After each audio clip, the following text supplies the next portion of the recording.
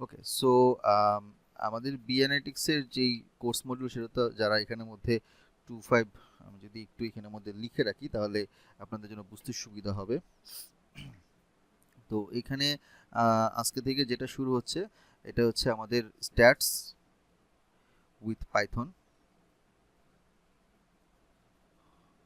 তো এটা আমাদের 2508 তাদের জন্য এটা আমাদের থার্ড পার্ট, যারা 2510-তে আছেন তাদের জন্য এটা সেকেন্ড পার্ট, আর 2514-এ যারা আছেন তাদের জন্য এটা ফার্স্ট পার্ট। তো 2508-এর এই পার্টটা হয়ে গেলে তাদের ব্যাচ কমপ্লিট। 2510 পার্ট 2টা হয়ে যাওয়ার পরে তারপরে আপনাদের পার্ট 3টা আসবে, যেটা হোপফুলি নভেম্বরের শেষের দিকে শুরু হবে। প্রতীক ওইটা নেবে এসকিউএল অ্যান্ড বিগ ডেটা। ওটা হওয়ার পরে দেন আপনাদের কোর্স কমপ্লিট হবে। আর যারা 2514 আছে তাদের জন্য পার্ট 1টা দিয়ে আজকে শুরু হচ্ছে, তারপর ধীরে ধীরে পার্ট 2 এবং ধীরে ধীরে পার্ট 3তে আপনারা কন্টিনিউ করবেন। সো 2508 এবং 2510 এটাতে হচ্ছে আমাদের বিআই অ্যানালিটিক্স। তো বিআই অ্যানালিটিক্সের যেই স্ট্যাটিস্টিক্স উইথ পাইথনের পোর্শনটা আছে ওই অংশটা, আর 2514 যেটা ডেটা সায়েন্স উইথ এআই এইটার যে প্রথম পোর্শন এটা অলমোস্ট সেম। তো এই জন্য আমি মার্চ করে ফেলছি। আই থিঙ্ক আপনারা কনফিউশনটা আপনাদের ক্লিয়ার হয়েছে। তো যারা এখানে নতুন আছেন, স্পেসিফিকলি যারা আমাদের এখানে 2514-এর এই ব্যাচে এনরোল করতে চাচ্ছেন অথবা এনরোল করে ফেলছেন, হয়তো এই সপ্তাহের মধ্যে এনরোল করবেন, তাদের জন্য আজকে আমাদের এই ক্লাস এবং নেক্সট ক্লাস দুইটা ক্লাস ফ্রি থাকবে। তো এখন পর্যন্ত 7 জন এনরোল করছেন। তো আমাদের টোটাল স্টুডেন্ট আমরা ইউজুয়ালি দেখা যায় 20 থেকে 22 জনের মতো নিয়ে থাকি। তো এনরোলমেন্ট এখনও চলছে। এবার আমি একটু কোর্স মডিউল, যেটা আমাদের ডেটা সায়েন্স উইথ এআই এর যে কোর্স মডিউল সেটা সম্পর্কে হালকা একটু গো থ্রু করি। এটা আমাদের 87তম ব্যাচ শুরু হচ্ছে, মানে আমাদের 2020 থেকে যদি আমরা হিসাব করি তাহলে ডেটা সায়েন্সের এটা আমাদের 87তম ব্যাচ। তো আমরা যেহেতু ডেটা সায়েন্সের কোর্স করাই, যতগুলো আমাদের এখানে কোর্স আছে 3টা বুট ক্যাম্প এবং 6টা শর্ট কোর্স, সবগুলোই ডেটা সায়েন্সের, তো আমরা ওই সিকোয়েন্সটা মেনটেন করি। তো এটা আমাদের 87তম ব্যাচ শুরু হচ্ছে, 4.5 মাসের বুট ক্যাম্প, 36টা লাইভ ক্লাস, 16টা প্রজেক্ট থাকবে, যেখানে আমার এইখানে এই পার্ট 1-এ টোটাল 4টা প্রজেক্ট থাকবে, এবং এই প্রজেক্টের মধ্যে ইনক্লুড থাকবে এআই চ্যাটবট এবং এআই এজেন্ট। দ্যাট মিনস এই কোর্সে ডেটা সায়েন্স উইথ এআই এর শুরু থেকে শেষ পর্যন্ত একদম বিগিনার লেভেলের স্ট্যাটিস্টিক্স এবং পাইথন থেকে শুরু করে একদম এন্ড পর্যন্ত আপনারা একটা নিজের personalised AI chatbot AI agent তৈরি করতে পারবেন, এবং এই রিলেটেড আপনার পোর্টফোলিও তৈরি করে ফ্রিল্যান্সিং এবং জবের জন্য নিজেকে তৈরি করতে পারবেন। সো আর্লি বার্ডের যে অফারটা সেটা এখনও চলতেছে 7,000 টাকা, আমাদের অ্যাকচুয়াল ফি হচ্ছে 10,000 টাকা, এবং এইটা 3টা ভাগে ভাগ করা। আমি আপনাদের বোঝার সুবিধার জন্য একটা কোশ্চেন করব। জি শিওর বলেন। আমরা যারা বিআই অ্যানালিটিক্স এ আছি জি তারা কি এটাতে কন্টিনিউ করতে পারবো, ডেটা সায়েন্স এন্ড এআই? হ্যাঁ হ্যাঁ করতে পারবেন, সমস্যা নেই। তাহলে সেক্ষেত্রে হচ্ছে আমাদের যেই টিমে হচ্ছে ইয়াতে আছে আপনার এহসান আছে, অথবা হচ্ছে শৈলী, তো তাদেরকে একটু জানায় রাখবেন, অথবা বেটার হয় আপনি আমাদেরকে একটু ইমেল করে রাখবেন যে আপনি এটার পরে পরের পার্টগুলো আপনি কন্টিনিউ করতে চাচ্ছেন। যেহেতু আসলে এটা বি অ্যানালিটিক্স হচ্ছে একটা ক্যারিয়ার ট্র্যাক, আর এদিকে ডেটা সায়েন্স এআই হচ্ছে আরেকটা ক্যারিয়ার ট্র্যাক, কিন্তু এদের মধ্যে আপনার স্ট্যাটিস্টিক্স হচ্ছে বেসিক ফান্ডামেন্টাল, এটা কমন, এটা সবাইকে শিখতে হয়। তো এই জন্য কিন্তু এই পার্টটা কমন হচ্ছে। আই থিঙ্ক বুঝতে পারছেন আপনি। তো আপনি এখন এই মুহূর্তে কোন ব্যাচে আছেন ভাইয়া? 2510। ওকে, তাহলে আপনি এটা শেষ করার পরে কিন্তু আপনার এসকিউএল শুরু হবে। জি জি জি জি। তো এসকিউএল এর যে শিডিউল ওইটা আর এটা যদি না, আবার আমি যদি মনে করি যে কন্টিনিউ করতে চাই, হুম, সেক্ষেত্রে হ্যাঁ শিডিউল, সেক্ষেত্রে হ্যাঁ, সবকিছু বিবেচনা তখন নিয়ে। সেক্ষেত্রে শিডিউলটা কিন্তু একটু প্রবলেম হতে পারে, কারণ আমাদের 2510-এর আপনার এই পার্ট শেষ করার পরে যখন নেক্সট মান্থে প্রতীক শুরু করবে তখন ওই শিডিউলটা কিন্তু আজকের শিডিউলের মতো হবে, মানডে এবং থার্সডে। তো ওটাও কিন্তু আপনার পার্ট 2টা মানডে থার্সডেতেই চলবে, যদিও ওইটা যদি সেম টাইম। সেম টাইমে সেম ডেতে হয়, বাট তারপরও আমরা চেষ্টা মানে যদি কোনো কারণে যদি এটা চেঞ্জ হলে সেক্ষেত্রে সেটা হয়তো সানডে এবং ওয়েনসডে হইতে পারে। তো আমাদের মূলত মানে আমাদের যেই লাস্ট আপনার 4 বছর ধরে যে আমাদের কোর্সের যে শিডিউলটা আমরা 3টা মেনলি শিডিউল আমরা ফলো করি। তো একটা হচ্ছে আপনার স্যাটারডে টিউসডে, একটা হচ্ছে সানডে ওয়েনসডে, আর একটা হচ্ছে মানডে থার্সডে। সো দেখা যায় যে সপ্তাহের এই 3টা শিডিউলে কারো না কারো ক্লাস থাকে। এখন আপনাদের এই মুহূর্তে যদি আজকের ব্যাচটা সহ আমি কাউন্ট করি, তাহলে আমাদের 6টা ব্যাচ আসলে এই মুহূর্তে রানিং। এর মধ্যে 2508, তারপরে হচ্ছে 09 শেষ, 10, 11, 12, 13, আর এখন হচ্ছে 14। 13তে কিন্তু এখন এই মুহূর্তে নাজিম ক্লাস নিচ্ছে। 12 হচ্ছে ডেটা ইঞ্জিনিয়ারিং, ওটাতে প্রতীক ক্লাস নিচ্ছে। 11 হচ্ছে বেসিক পাইথন, বেসিক শুধু অনলি পাইথন আর কি, ওইটাতে হচ্ছে আপনার আমি ক্লাস নিচ্ছি। আর 10 আর 08 তো হচ্ছে আজকে এখানে মার্চ হচ্ছে 14 সাথে। সো 1 2 3 4 5 6, 6টা ব্যাচ আসলে এই মুহূর্তে রানিং। তো আমি হচ্ছে ওই যে পেমেন্টের ব্রেকডাউনের কথা বলছিলাম আর কি। তো যারা এনরোল করেছেন তারা তারা তো এনরোল করেছেনই, যারা করেন নাই বা করতে চাচ্ছেন তাদেরকে একটু বলে রাখি যে পার্ট 1টা হচ্ছে 2200, মানে আপনাদের এই ডিসকাউন্টের পরে আর কি। পার্ট 2 হচ্ছে 1800, আর পার্ট 3 হচ্ছে 3000। এটা হচ্ছে আপনি যদি আমাদের বুট ক্যাম্পে কন্টিনিউ যদি আপনি মানে পেমেন্ট করেন প্রতি মাসে, এটা মান্থ 1, দ্যাট মিনস আমাদের এই অক্টোবর মাস, এটা হচ্ছে নভেম্বর, এটা হচ্ছে ডিসেম্বর। বাট কেউ যদি মনে করেন আপনি ব্রেক দেন অথবা যদি আলাদাভাবে আসেন, মানে বাইরে থেকে আসেন শুধুমাত্র P2 অথবা P3 করার জন্য, তাহলে সেক্ষেত্রে হয়তো আপনাদের মেইন ফিটা দিতে হইতে পারে। তারপরে এখানের মধ্যে দেখা যায় অনেকে ইমেল করে অথবা একটা অ্যাপ্লিকেশন করলে তখন সেক্ষেত্রে আমাদের অ্যাডমিন থেকে সেটা হয়তো আমরা কনসিডার করি, এটা আমরা মাঝে মধ্যে করে থাকি। এটা জাস্ট আগে বলে রাখলাম। আর যারা কন্টিনিউ করবেন তারা হচ্ছে এই সিকোয়েন্সে পেমেন্টটা দিবেন। তো অলরেডি এটা পেমেন্ট করে ফেলছেন অলরেডি। আর এখানে আপনার টোটাল ফি যদি আপনি at a time one time করতে চান, যে আপনি হয়তো 3বারে না দিয়ে আপনি একবার দিবেন, তাহলে সেক্ষেত্রে 500 টাকার একটা ছাড় থাকবে। তার মানে 6500 টাকা দিয়ে আপনি একবারে পেমেন্ট করতে পারবেন। আচ্ছা, এটা গেল পেমেন্টের হিসাব। আমি কোর্সের মডিউলটা আবার একটু এখানে বলে রাখি যে আমাদের এই ডেটা সায়েন্স উইথ এআই এর কোর্স মডিউলটা শেষ করার পরে আপনি জব এবং ফ্রিল্যান্সিং দুই ক্ষেত্রেতেই আপনি অ্যাপ্লাই করতে পারবেন, কাজ করতে পারবেন।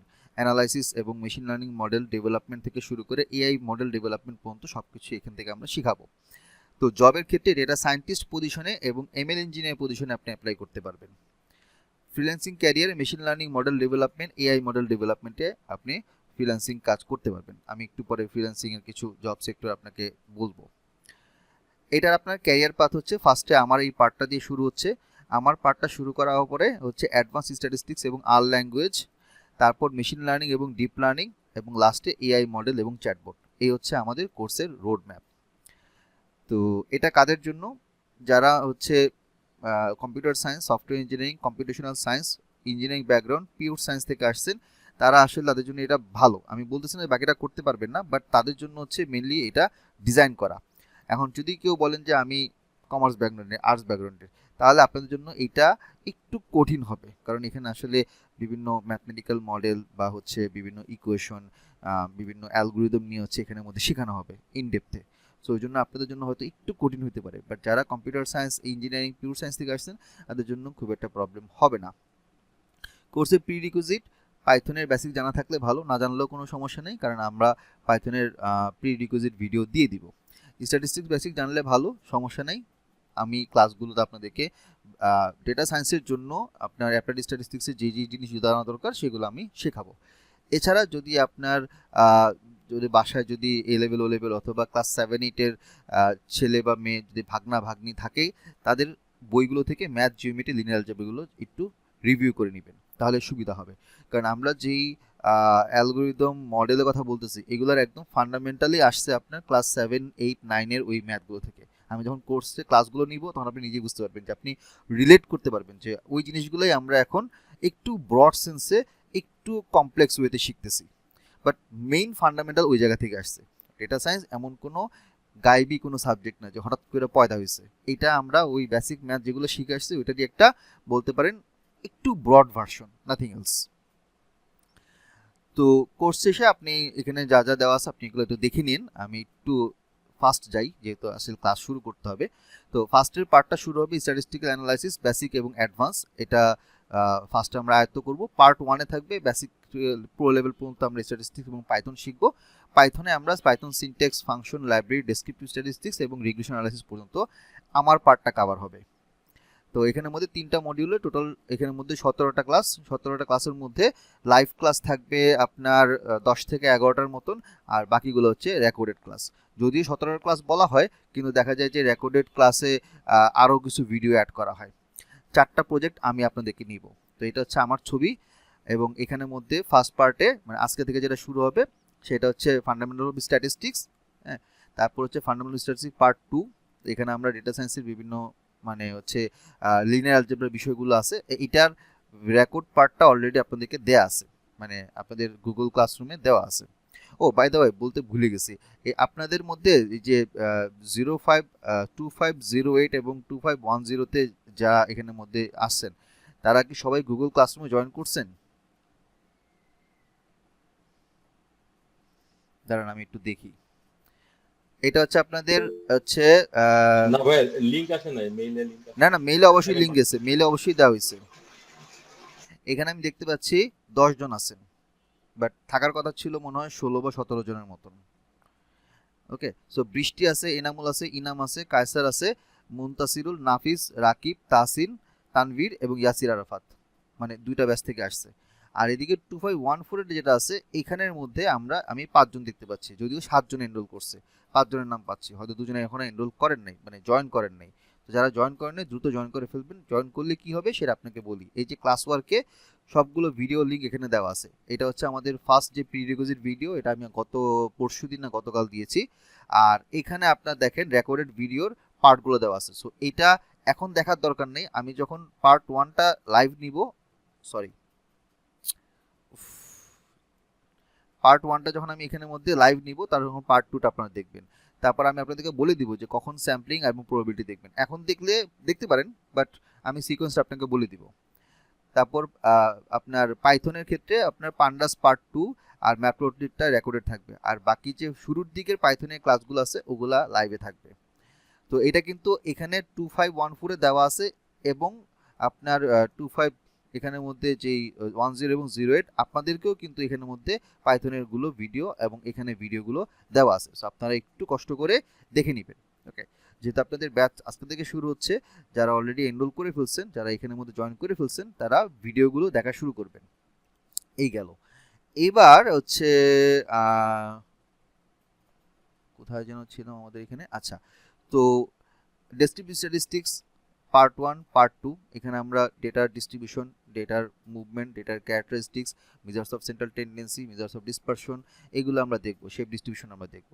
স্যাম্পলিং মেথড, এটা রেকর্ড থাকবে। ফান্ডামেন্টাল প্রবাবিলিটি রেকর্ড থাকবে। স্যাম্পলিং মেথডে আমরা 3 ধরনের স্যাম্পল মেথড দেখব: simple random sampling, stratified sampling, cluster and systematic sampling. আর প্রবাবিলিটি ফান্ডামেন্টালে probability law, probability random variable, application probability, এটা দিয়ে একটা রেকর্ড ক্লাস থাকবে, preliminary record class. Probability distribution এবং সেন্টার লিমিট থিওরেমের যে ক্লাসটা, এটা লাইভ ক্লাস হবে, যেহেতু এটা ইম্পর্টেন্ট। এটা আমরা রেকর্ড দিব না, এটা আমি লাইভে আপনাদেরকে শেখাবো। এবার সেকেন্ড পার্টে যেটা, এটা হচ্ছে এটার সাথেই মানে মার্চ করা। তো এখানে আমরা পাইথনে ফার্স্টে পাইথনের বেসিকের রেকর্ডেড পার্টটা আছে, আর নামপাইয়ের পার্টের কিছু লাইভ থাকবে, কিছু রেকর্ড থাকবে। ইডি এর কাজ, পান্ডাস দিয়ে আমরা ডেটা ম্যানেজমেন্টের কাজগুলো দেখব কীভাবে করতে হয়। মোটামুটি এখানে নামপাই এবং পান্ডাসের সব মিলে প্রায় 110টার মতো বা এরকম ফাংশন আমরা রিয়েল লাইফ প্রজেক্ট দিয়ে দেখব। এটা দেখার পরে এটা ভিজুয়ালাইজেশনে ম্যাটপ্লটলিবের একটা রেকর্ড ভিডিও আছে, এটা অলরেডি গুগল ক্লাসরুমে দেওয়া আছে। এরপর হচ্ছে ইডি এবং রিগ্রেশন। তো এইটা হাসান ভাইয়ের ছবি দেওয়া আছে, তো হাসান ভাইও নিতে পারে অথবা আমি নিতে পারি, ডিপেন্ডস অন সিচুয়েশন বা মানে শিডিউলের উপরে। তো এখানে কি থাকবে, ইডিএ মানে এক্সপ্লোরেটরি ডেটা অ্যানালাইসিস, এখানে ম্যাটপ্লটলিব, প্লটলি, সিবন, তারপর ইউনিভেরিয়েট bivariate analysis, advance data visualisation, ডেটার প্যাটার্নগুলো কীভাবে খুঁজে বের করতে হয়, রিলেশনশিপগুলো বের করতে হয় কীভাবে, বা ডেটার মধ্যে ডিপেন্ডেন্সিগুলো কি, ইন্টারডিপেন্ডেন্স, এইগুলো আমরা দেখব। তারপর ছাড়া হচ্ছে ইন্টারেক্টিভ বিভিন্ন ধরনের chart, graph, data cleaning, outlier, business insight, এগুলো আমরা দেখা শুরু করব। এগুলো প্রজেক্টের মাধ্যমে দেখব, এমন না যে জাস্ট খালি দেখে যাব, প্রজেক্টের মাধ্যমেই দেখব। রিগ্রেশন অ্যানালাইসিসের মধ্যে correlation, coefficient, box plot, hit map, এগুলো আমরা প্রজেক্টের মাধ্যমে দেখব। পার্ট 1 পার্ট 2 এগুলো সবই লাইভে থাকবে। দেন এখানের মধ্যে 3টা মেজর প্রজেক্ট, আরেকটা প্রজেক্ট থাকবে, ওটা হচ্ছে আপনাদের সাথে আমি কথাবার্তা বলে মানে কে কোন সিচুয়েশনে আছে এটা আমরা মানে এটা আমাদের একটা রেগুলার প্র্যাকটিস, আমরা এটা করে থাকি। আমার মনে হয় না এটা অন্য কেউ করায়। সেটা হচ্ছে যে আমাদের মেজর তো প্রজেক্ট থাকবেই, তার বাইরে একটা দুইটা প্রজেক্ট আমরা পরে অ্যাড করব। সেটা হচ্ছে এখানে যারা অ্যাডমিট হবে সবাই তো আর সেম জায়গা থেকে আসতেছেন না আপনারা, তাই না? এটা তো খুব স্বাভাবিক, সবাই তো আর সেম জায়গা থেকে আসতেছেন না। তো এখানে যারা যারা অ্যাডমিট হবেন তা আপনারা কোন ডিপার্টমেন্ট, কোন সাবজেক্টে আছেন অথবা কিসে কাজ করতেছেন, এগুলোর উপর বেস করে আমি হচ্ছে বা আমার টিম থেকে হচ্ছে ওইটা মানে যেই করাক, আমি করাই অথবা ইয়া করাক, তো ওইভাবে আমরা আপনাকে ওইভাবে কাস্টমাইজ করে প্রজেক্ট দেখাবো। আমার মনে হয় যে অন্য কোনো এডটেক প্ল্যাটফর্মে দেখায় না, শুধুমাত্র আমরাই এটা করি আর কি। তো একটা তো হচ্ছে ফিক্স, এগুলো তো থাকবেই, তার পরবর্তীতে এক্সট্রাগুলো আমরা একটা দুইটা অ্যাড করব। আচ্ছা, তারপর পার্ট শুরু হবে। তো এই পার্ট ওয়ানে যে একটু আগে বললাম যে এই যে আপনারা যারা পেমেন্ট করছেন বা যারা করবেন 2200 টাকা, এইটাতে আমরা এই পর্যন্ত শেষ করব। দেন আমাদের কাজ শুরু হবে পার্ট টু। পার্ট টু হচ্ছে 1800 টাকা, মানে এটা হচ্ছে ডিসকাউন্টের পরে আর কি, যারা পরে জয়েন করছেন। তো অ্যাডভান্স স্ট্যাটিস্টিক্স এবং আর ল্যাঙ্গুয়েজ। তো অ্যাডভান্স স্ট্যাটিস্টিক্সে আমরা fundamental of informational statistics, population sampling, parameter, standard error, parameter distribution এবং অনেক জিনিস আমরা নতুন নতুন জিনিস শিখবো। খুব ইন্টারেক্টিভ ওয়েতে শিখবো, প্রজেক্টের মাধ্যমে শিখবো। And I can guarantee you যে আমরা অ্যাডভান্স স্ট্যাটিস্টিক্সে যা শেখাই এটা বাংলাদেশে আর কেউ শেখায় না। ইউনিভার্সিটি লেভেলে শেখায়, কিন্তু এডটেক প্ল্যাটফর্মে এত ডিটেলসে শেখায় না আমরা যতটা ডিটেলসে শিখাই।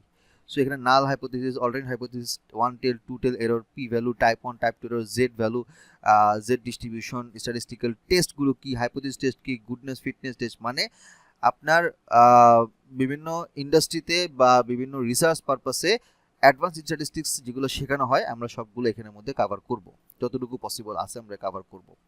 তো মাল্টিভেট অ্যানালাইসিসগুলো আমরা এখানে দেখব। মাল্টিভেট অ্যানালাইসিস পিসিএ এটাও কেউ করায় না, শুধুমাত্র আমরা করাই।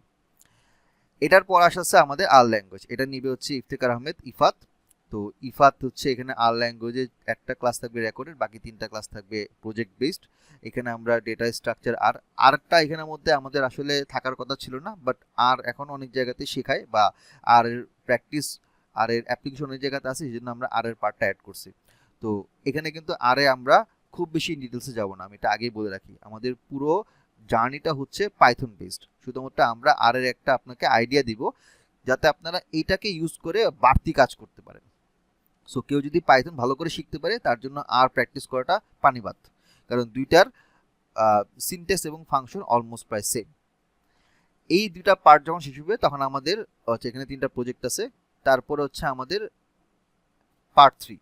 তো পার্ট 3 যেটা শুরু হবে, এখানে আমাদের টোটাল 4টা মডিউল, 19টা ক্লাস থাকবে, 8টার মতো প্রজেক্ট থাকবে। তো কম বেশি ছোট ছোট করে মিলে 7-8টার মতো প্রজেক্ট থাকবে। এই পার্টটা নেবে হচ্ছে জাফরিল। প্রথমে হচ্ছে ইফাত নেবে কিছু পার্ট, তারপর জাফরিলের পার্ট শুরু হবে। জাফরিল হচ্ছে আপনার রকমারিতে এখন মেশিন লার্নিং ইঞ্জিনিয়ার হিসেবে আছে, আবার ইফতেখার আহমেদ ও সফটওয়্যার ইঞ্জিনিয়ার হিসেবে আছে আর একটা এডটেক প্ল্যাটফর্মে, সরি একটা হচ্ছে আপনার মাল্টিনেশনাল কোম্পানিতে আছে, মনস্টেইন। তো এখানে আমরা একদম বেসিক ফান্ডামেন্টাল মেশিন লার্নিং থেকে শুরু করব। পাইথনের কিছু প্রয়োজনীয় লাইব্রেরি যেগুলো অলরেডি আপনারা জানবেন সেটার কিছু একটা সামারি থাকবে, ডেটা প্রি প্রসেসিং থাকবে, ফিচার ইঞ্জিনিয়ারিং থাকবে, missing data handling, performance metric, model evaluation. So এইগুলা আমাদের মেশিন লার্নিংয়ের মডেল তৈরি করার আগে এই ফান্ডামেন্টালগুলো শিখে আসতে হয়। তো এইগুলো আমরা আপনাদেরকে শেখাবো। তারপরে আমাদের regression, linear regression, logistic regression. Linear regression তো আমি আপনাদেরকে দেখাবই, লজিস্টিক রিগ্রেশন, তারপর লেসো রিগ্রেশন, রিচ রিগ্রেশন, এগুলো থাকবে। ওএলএস এর প্র্যাকটিস থাকবে, কীভাবে ইউজ করতে হয়। অ্যাডভান্স রিগ্রেশনে আমরা কে নিয়ারেস্ট নেব, ডিসিশন ট্রি দেখবো, মানে হিউজ পরিমাণ সিলেবাস। ক্লাস্টারিং মডেল দেখবো, এনসেম্বল মডেল আমরা দেখবো। এগুলো প্রত্যেকটা মডেল হচ্ছে একটা প্রজেক্ট বেস থাকবে। এরপরে মেশিন লার্নিংয়ের 3টা প্রজেক্টে সরে আমাদের আসবে হচ্ছে এবার মেইন, যেটা হচ্ছে চ্যাটবট এবং এআই সিস্টেম কীভাবে তৈরি করবেন, এবং এটার জন্য আমাদের লাগবে হচ্ছে ডিপ লার্নিং এবং এআই, আর্টিফিশিয়াল ইন্টেলিজেন্স। তো ডিপ লার্নিংয়ে আমরা শুরু করবো হচ্ছে নিউরাল নেটওয়ার্ক দিয়ে। তো এখানে মাল্টি লেয়ার পারসেপশন মডেল কীভাবে তৈরি করতে হয়, অ্যাক্টিভেশন ফাংশন যেমন সিগময়েড ফাংশন, রেলু, ট্যানএজ ফাংশনগুলো কি, ফরওয়ার্ড এবং ব্যাক প্রপোগেশন কি, কনভলিউশন নিউরাল নেটওয়ার্ক সিএনএনটা আমরা দেখবো, তারপর আরএনএন দেখবো। এগুলো হচ্ছে একদম বেসিক ফান্ডামেন্টাল ডিপ লার্নিং, এগুলো আপনাকে শিখে আসতে হবে, নাহলে আপনি ওই as a data scientist machine learning engineer হিসেবে আপনি ক্যারিয়ার করতে পারবেন না। আপনাকে এগুলো সবই শিখে আসতে হবে, প্রত্যেকটা ইম্পর্টেন্ট। তারপর আসতেছে আমাদের এআই আমরা শুরু করব হচ্ছে এলএলএম মডেল দিয়ে। সো আপনারা এখন জানেন যে আমরা যে চ্যাটবট ইউজ করতেছি গুগল জেমিনাই বলেন অথবা আপনার চ্যাট জিপিটি বলেন, আহ, আহ, অন্য যেগুলো আমরা দেখতেছি এখানের মধ্যে গ্রক, হ্যাঁ, তো এগুলোর ব্যাকএন্ডে যে এলএলএম মডেলগুলো হয় এটা কিভাবে কাজ করে, ন্যাচারাল ল্যাঙ্গুয়েজ প্রসেসিংটা কিভাবে কাজ করে, এইটা আমরা প্রি ট্রেন মডেল কিভাবে ইউজ করতে, কিভাবে এটা লাইভে আসলে সেট করতে হয়, রেডি করতে হয়, ওই জিনিসগুলা জাফরিল দেখাবে। তারপর আসবে লার্জ ল্যাঙ্গুয়েজ মডেলের আরেকটু ইনডেপথে আমরা যাব, hugging face transformer library API, open AI API. এই ওপেন এআই থেকে যে আমরা যেটা দেখতে পাই এখন আমরা যেটা চ্যাটবোর্ড ইউজ করতেছি, ওইটা ব্যাকএন্ডে যেই সকল অ্যালগোরিদমগুলো আছে যেমন ল্যাংচেন, সেন্টেন্স ট্রান্সফর্মার, হাগিং ফেস, এই জিনিসগুলা একদম ইনডেপথে রিয়েল লাইফ প্রজেক্ট দিয়ে আমরা শিখব। তারপর আসলে রিট্রিভাল অগমেন্টেড জেনারেশন, র্যাগ। আপনার র্যাগের নাম শুনছেন, এবং র্যাগ এবং ভেক্টর ডেটাবেস দিয়ে আমরা যে এখন দেখি না ওই যে আপনারা তো বিভিন্ন এআই টুল ইউজ করতেছেন। রিসেন্টলি গত মাসে গুগল হচ্ছে ইয়েলো ব্যানানা না কি ব্যানানার জন্য রিলিজ করলো। তারপরে আমরা দেখি যে বিভিন্ন ইমেজ হচ্ছে কথা বলতেছে, হাত নাড়াচ্ছে। So how this is possible, এগুলো কিভাবে কাজ করে, এইগুলোর ব্যাকএন্ডে র্যাগ দিয়ে কাজ করা হয়। সো এটা কিভাবে কাজ করে এই জিনিসগুলো আমরা শিখবো। র্যাগ ভিত্তিক চ্যাটবট ডেভেলপমেন্ট শিখবো। তারপর আমাদের ফাইনালি আসবে ক্যারিয়ার রোডম্যাপ এবং পোর্টফোলিও তৈরি, এবং লাস্টলি আমাদের প্রজেক্ট দিয়ে আমাদের এই 4-5টা প্রজেক্ট দিয়ে আমাদের কোর্সটা শেষ হবে। সো লিটারালি এতক্ষণ ধরে আমি যা যা বললাম এটা একটা বিশাল বড় সিলেবাস, এবং এরকম ইনডেপথে সিলেবাস আমরাই শুধুমাত্র করাই, আর কেউ এত ডিটেলসে শেখায় না। বাকিরা হয়তো সারফেস লেভেলে শিখায় চলে যায়, বাট আমরা যেহেতু এখানে, আমি নিজে একজন একাডেমিক পার্সন, আমি ডেফুডিল্লাসি লেকচার হিসেবে, প্লাস আমাদের এখানের মধ্যে যিনি ফাউন্ডার উনি হচ্ছে একাডেমিক পার্সন। তো আমরা সবসময় চাই যে যদি শিখাইতে হয় ভালোভাবে শেখাবো, নাহলে শেখাবো না। আমাদের এটা হচ্ছে এটা হচ্ছে আমাদের মটো, যে কোর্স অফার করব, কোর্স শিখাবো, যদি দুইজনও শিখে আমরা যেন বলতে পারি যে এই দুজন ভালোভাবে শিখে একটা ভালো জায়গায় যেতে পারছে। আর আমরা খুবই কম স্টুডেন্ট নিই, যদিও এখানের মধ্যে আপনার 2508 এবং 10 এখানে মিক্স আছে, বাট তারপরও আমাদের প্রতি ব্যাচে স্টুডেন্ট সংখ্যা খুবই কম থেকে 20 থেকে 22 জন, এর বেশি আমরা নেই না। তো তাতে হয় কি একদম পুরো 1-to-1 একটা এনভায়রনমেন্টে আপনি শিখতে পারবেন। তো প্রত্যেকটা স্টেপ বাই স্টেপ আপনি ধরে ধরে মেন্টরের কাছ থেকে নিজে থেকে বুঝে শিখে আপনি এই জিনিসগুলা ইমপ্লিমেন্ট করতে পারবেন, আপনি নিজের পোর্টফোলিও ডেভেলপ করতে পারবেন। সো এই যে আপনারা আজকে এখানের মধ্যে ফার্স্ট ক্লাস করতে আসছেন, আমি ফার্স্টে আপনাদেরকে একটা সামারি দিয়ে দিলাম। যদিও এই জিনিসটা সেম জিনিস আমি গত সপ্তাহের যে আমাদের ওরিয়েন্টেশন ছিল ওইখানে আমি বলছি, আজকে যেহেতু অনেকে নতুন আছেন আমি দেখতে পাচ্ছি, এই জন্য আজকেও একটা সামারি আপনাদেরকে বলে নিলাম। তো আমরা আমাদের আজকের ক্লাসটা শুরু করব, which is this one, introduction to statistics. এখন এই ক্লাসটা শুরু করার আগে আমি একটু আপনাদের কাছ থেকে জিজ্ঞেস করে নিচ্ছি যে এই যে এতক্ষণ ধরে কথাগুলো বললাম, তাতে যদি আপনাদের কোনো কোশ্চেন থাকে কোর্স রিলেটেড, অ্যাডমিশন রিলেটেড, বা আমার সম্পর্কে, আমাদের প্রতিষ্ঠান সম্পর্কে, anything, you can ask me right now.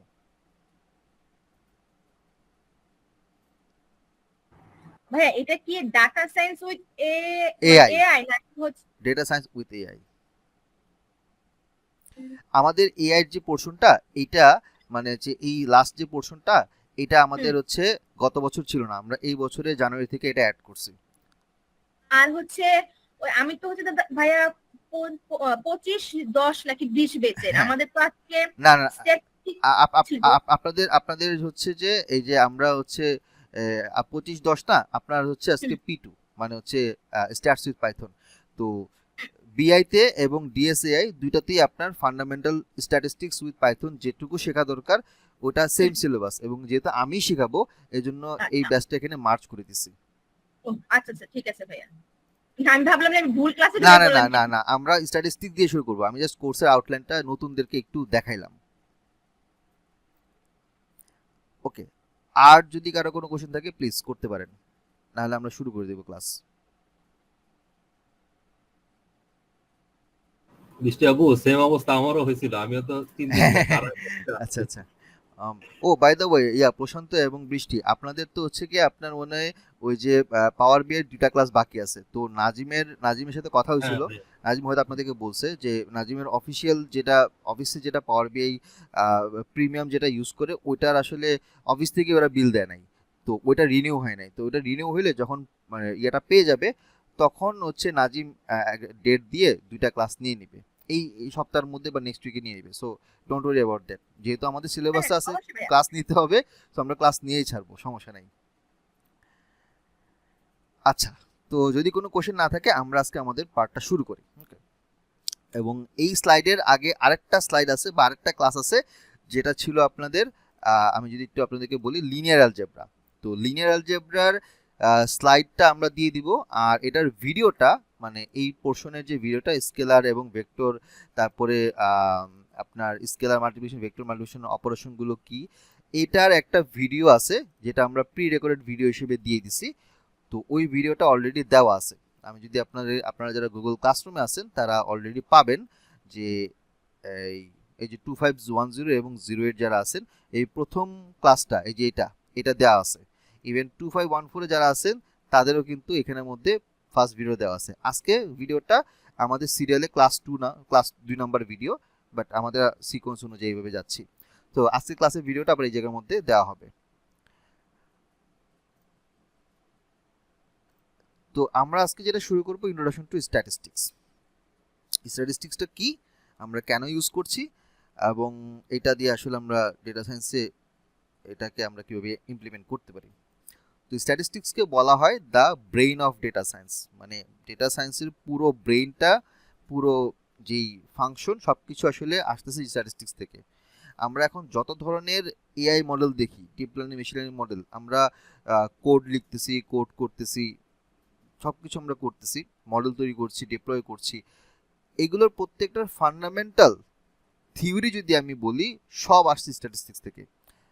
Most of the কেসে 80 থেকে 90% কেসে স্ট্যাটিস্টিক্স থেকে আসছে, বাকি 20% হয়তো এটা আপনার কম্পিউটার সায়েন্সের আপনার একটা কনসেপচুয়াল মডেল থেকে আসছে, যেমন এএনএন আরএনএন কিছু অংশ আছে, কিন্তু মোস্ট অফ দ্য কেসে স্ট্যাটিস্টিক্স থেকে আমরা এগুলা শিখি।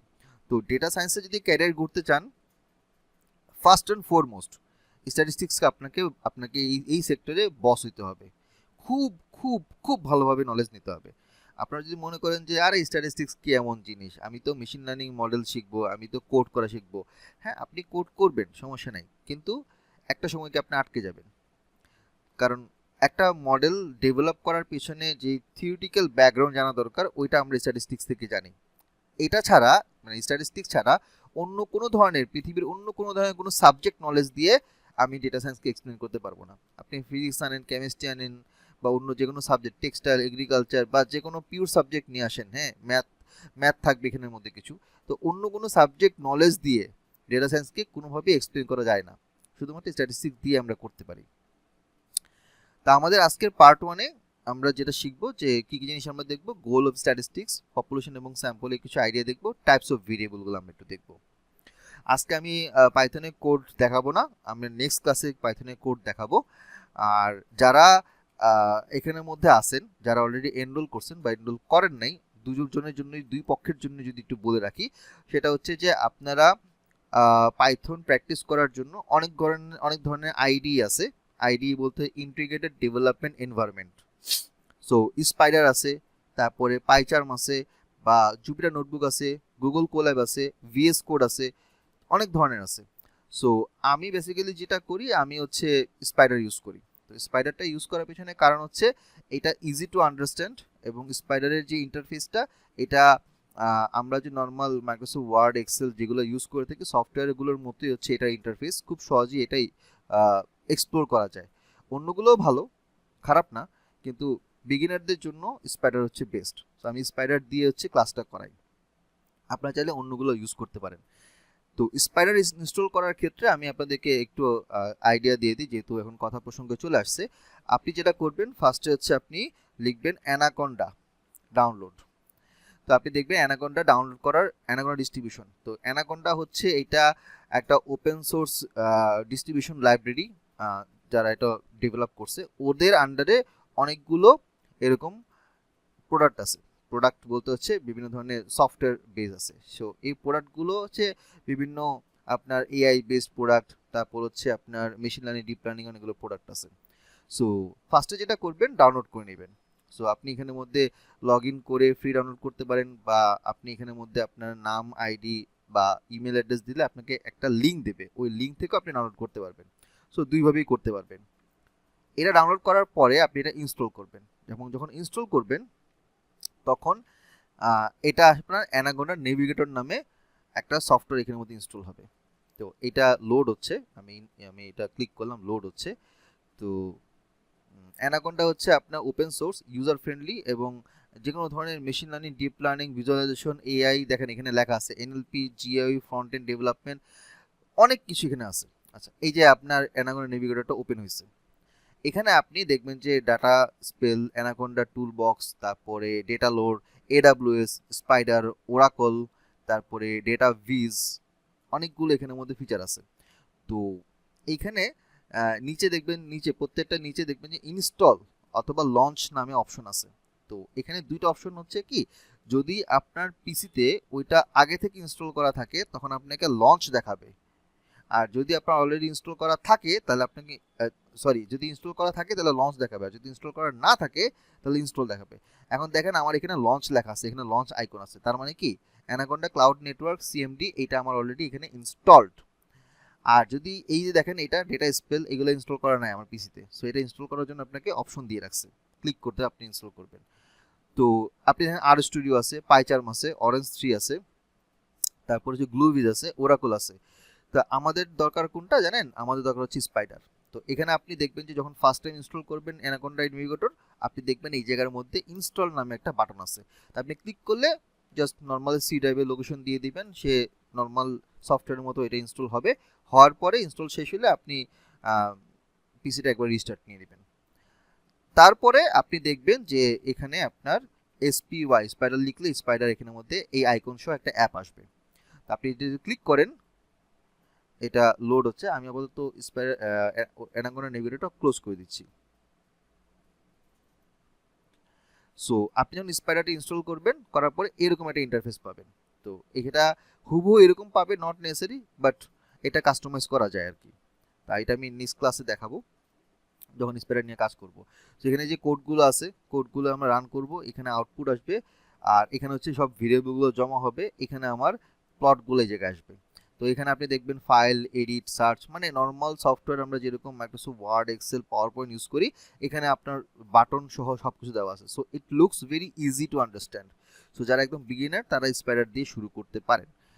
এরপরে যখন আপনি মোটামুটি একটু এক্সপার্ট হয়ে যাবেন, দেন আপনি চাইলে জুবিরা নোটবুক বা হচ্ছে গুগল কোল্যাবে শিফট হতে পারবেন। সো এটা কোনো ব্যাপার না। ওকে, সো আমরা এখানের মধ্যে কি কি জিনিস আমরা একটু দেখি। ফার্স্ট হচ্ছে গোল অফ স্ট্যাটিস্টিক্স।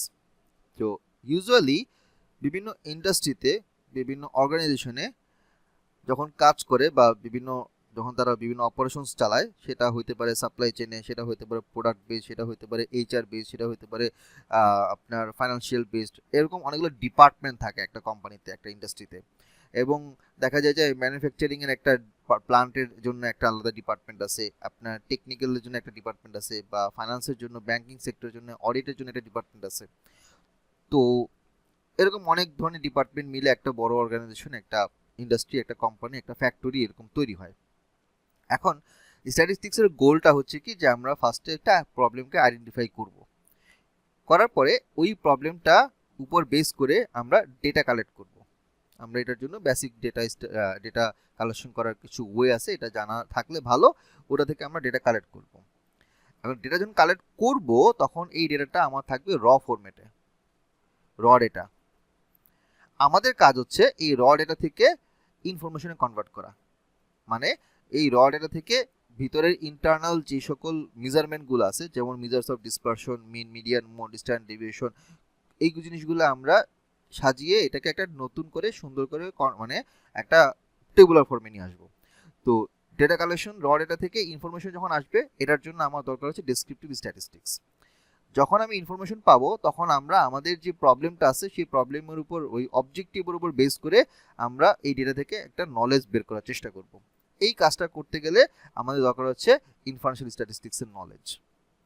যখন নলেজটা চলে আসবে, আমি যখন মডেল ডেভেলপ করব, ওইটাকে প্রবলেমকে সলভ করব, এবং করার পরে লাস্টলি যে আউটকামটা আসবে সেটার উপর বেস করে, ওই রিপোর্টের উপর বেস করে আমি তখন হচ্ছে অ্যাজ এ ডেটা সায়েন্টিস্ট বা as a machine learning engineer বা অ্যাজ এ ডেটা অ্যানালিস্ট হিসেবে আমি তখন কোম্পানিকে, আমার হায়ার ম্যানেজমেন্টকে দিয়ে বলবো এই হচ্ছে রিপোর্ট, এখন বাকি বাকিরা আপনি দেখেন কি মনে করেন, আপনি যেটা ভালো মনে করেন করেন। সো ধরেন আহ, এটাকে আমি যদি একটু রিয়েল লাইফ এক্সাম্পল যদি বলি, যে আমার কাছে 3টা প্রোডাক্ট আছে। এখন 3টা প্রোডাক্টের জন্য আমার 3টা মেশিনারিজ আছে বা 3টা প্লান্ট আছে। আমি আরেকটা প্রোডাক্ট এখানের মধ্যে তৈরি স্টার্ট করতে যাচ্ছি। এখন এই প্রোডাক্টের মার্কেটে এটার ভ্যালু কিরকম বা এটার ডিমান্ড কিরকম, এটার একটা অ্যানালাইসিস আমাকে করতে হবে, এবং এটা আসলে কতটুকু নেক্সট 1 বছর 2 বছরে এই প্রোডাক্টটা লঞ্চ করলে কিরকম এটা আমার প্রফিট আসতে পারে বা আমার কি পরিমাণ কস্টিং আসতে পারে, এই বেসড অন দিস 3 প্রোডাক্ট আমি এটা দেখব। এখন প্রোডাক্ট বলতে হচ্ছে, ধরেন আমি যদি বলি যে আমরা দোকানে কনফেকশনারি দোকানে অথবা ধরেন আপনার বিভিন্ন এতে কি বলে চিপস টিপস আমরা দেখি, চকলেট দেখি, হ্যাঁ, ম্যাঙ্গো বার, এরকম অনেকগুলো ছোটো ছোটো প্রোডাক্ট আমরা যে আরএফএল অনেকগুলো প্রোডাক্ট দেখি। আরএফএল ছাড়াও আরও অনেক কোম্পানি হচ্ছে এরকম বিস্কিট কেক টেক শুরু করে চিপস টিপস বিক্রি করে। এখন মনে করেন যে ওই যে মিস্টার টুইস্ট, ঠিক আছে, বোম্বে টুইস্ট বা এরকম আলুজ, এগুলো তো প্রোডাক্ট, কনজিউমার প্রোডাক্ট, আমরা এগুলো কিনে খাচ্ছি। তো কখনো কি আপনি চিন্তা করছেন যে এই প্রোডাক্টটা যেখান থেকে আসছে এটা বানায় কেমনে, কিভাবে এটা তৈরি হয়, কিভাবে প্যাকেজিং হয়, কিভাবে আসে, বিভিন্ন ডিস্ট্রিবিউটরের কাছে কীভাবে যায়, কীভাবে দোকানে দোকানে যায়, সেখান থেকে আমরা এন্ড ইউজার হিসেবে কিনি। হয়তো আপনারা চিন্তা করছেন, হয়তো অনেকে করেন নাই। সো এখন মনে তো মার্কেট রিসার্চ, হ্যাঁ, এটা তো এটা আমি একটা জাস্ট মার্কেট রিসার্চের সেগমেন্ট থেকে আমি বলতেছি যে এটা ধরেন একটা আমার প্রবলেম স্টেটমেন্ট আমি দাঁড় করাচ্ছি, যে আমি একটা নতুন প্রোডাক্ট লঞ্চ করব, এইটা অ্যাকচুয়ালি মার্কেটে কিরকম কাজ করতে পারে বা এটার জন্য আমি কি পরিমাণ ইনভেস্ট করব, কত কোটি টাকা এখানে ইনভেস্ট করা উচিত, আমি কোন ধরনের মেশিনারিজ বা কিরকম লোক বল আমার লাগবে, আমার কত স্কোয়ার ফিটের একটা ফ্যাক্টরি বা আমার ফ্যাক্টরির একটা অংশ আমি এখানের মধ্যে ইউজ করছি, এরকম অনেক ধরনের ফ্যাক্টর আছে। তো কোম্পানির মালিক, ইন্ডাস্ট্রির মালিক চাইলেই ধুমধাম করে 10-20 কোটি টাকা ঢালে না। ওরা এগুলোর পিছনে অনেক রিসার্চ করে অ্যানালিসিস করে দেখে যে আমার নতুন একটা প্রোডাক্ট লঞ্চ করতে গেলে আমার এটা আসলে কতটুকু ভায়াবল হতে পারে। তো এরকম একটা প্রবলেম আইডেন্টিফাই করার পরে তখন আমরা এই সবগুলো কাজ শেষ করার পরে দেন আমরা ডিসিশন নিই যে আদৌ আমরা এই কাজটা করবো কি করবো না, বা এটা করা ঠিক হবে কি হবে না, বা হইলে এটা কিরকম হতে পারে, কতটুকু পর্যন্ত আমার প্রবাবিলিটি আছে যে এটা ভালো কাজ করবে। সো এই ধরনের অ্যানালাইসিসগুলো সাধারণত একজন অ্যানালিস্ট করে থাকে, সেটা ডেটা অ্যানালিস্ট বলেন, বিজনেস অ্যানালিস্ট বলেন, ডেটা সায়েন্টিস্ট বলেন, তাদের কাজ হচ্ছে এই জিনিসটা করা। সো তারা বেসিক্যালি কি করে, একদম টপ ম্যানেজমেন্টের সাথে কাজ করে। তো এইটা যারা এই কাজগুলো যারা করে বা এই ধরনের রিপোর্ট করে তাদের উপর একটা হিউজ ধরনের রেসপন্সিবিলিটি, মানে তার রিপোর্টের উপরে ভিত্তি করে কোম্পানি 10-20-100 কোটি টাকা ইনভেস্ট করতেছে।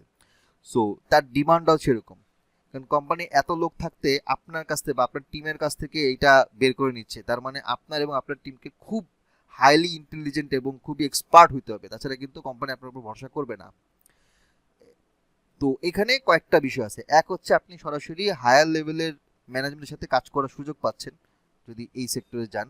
2 নাম্বার হচ্ছে যেহেতু আপনার উপর আপনার ডিসিশন বা রিকমেন্ডেশনের উপর অনেক কিছু ডিপেন্ড করতেছে, এই জন্য এই সেক্টরে আপনার ডিমান্ড অনেক বেশি, স্যালারি স্ট্রাকচার অনেক বেশি।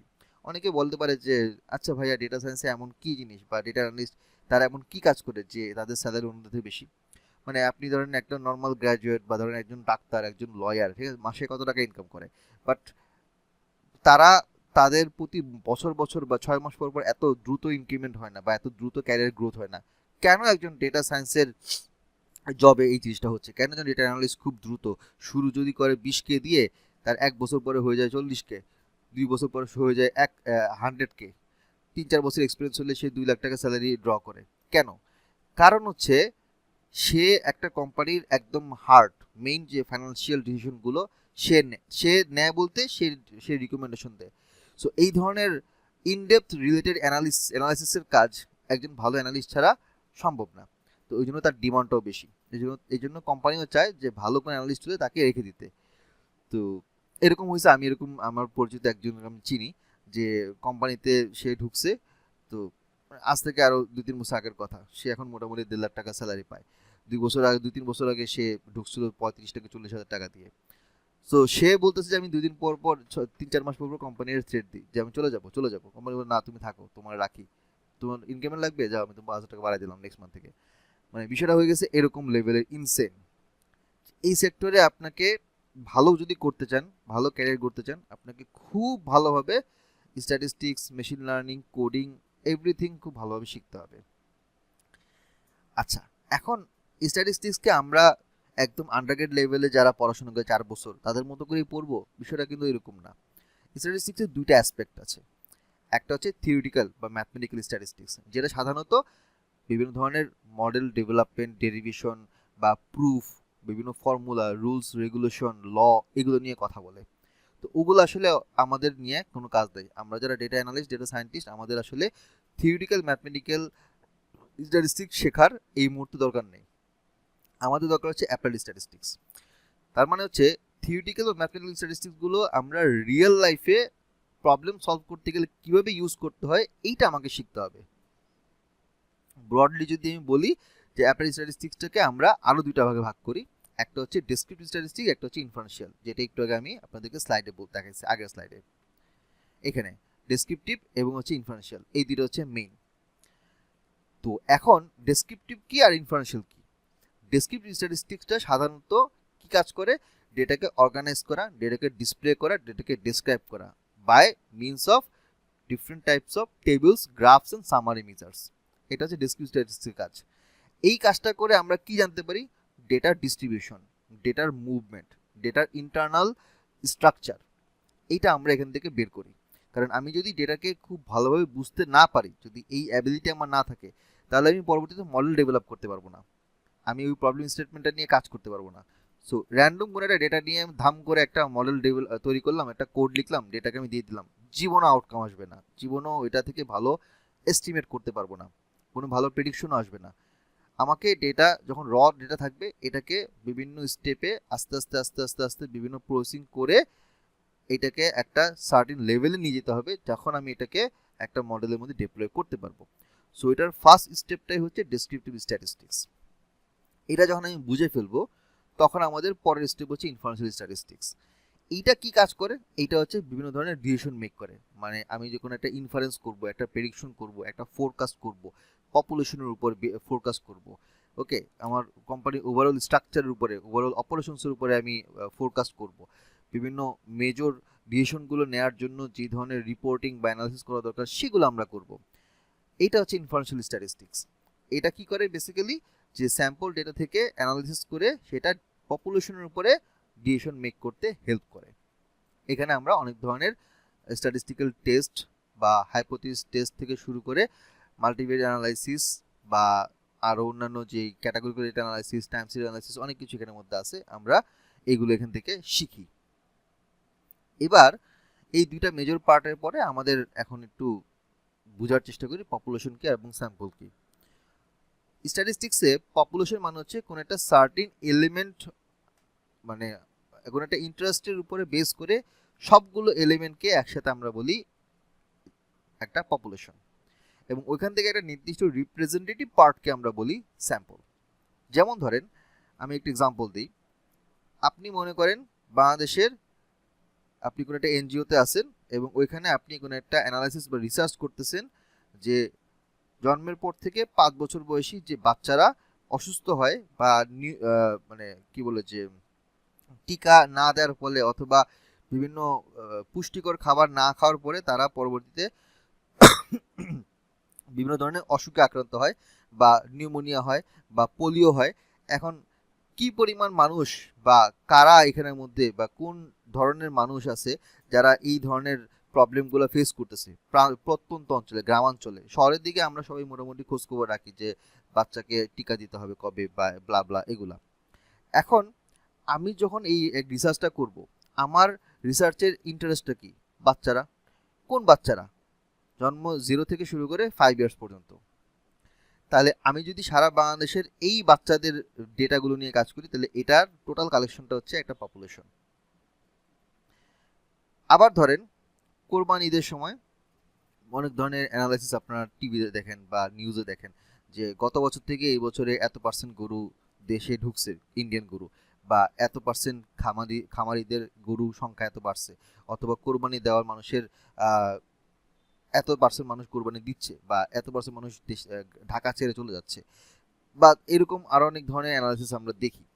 এখন কথা হচ্ছে যে আমি যদি ওই কোরবানির সময়ে পুরো বাংলাদেশের যতগুলো কোরবানি যোগ্য গরু বা খাসি আছে এদের নিয়ে যদি আমি একটা অ্যানালাইসিস করতে চাই, ওই কালেকশনটাকে আমরা বলবো পপুলেশন। তার মানে আমার ইন্টারেস্টটা ফিক্স থাকতে হবে। এই ইন্টারেস্টের উপর বেস করে যতগুলো এলিমেন্ট আমার কাছে পসিবল আছে সবগুলোকে নিয়ে আমরা বলি একটা পপুলেশন।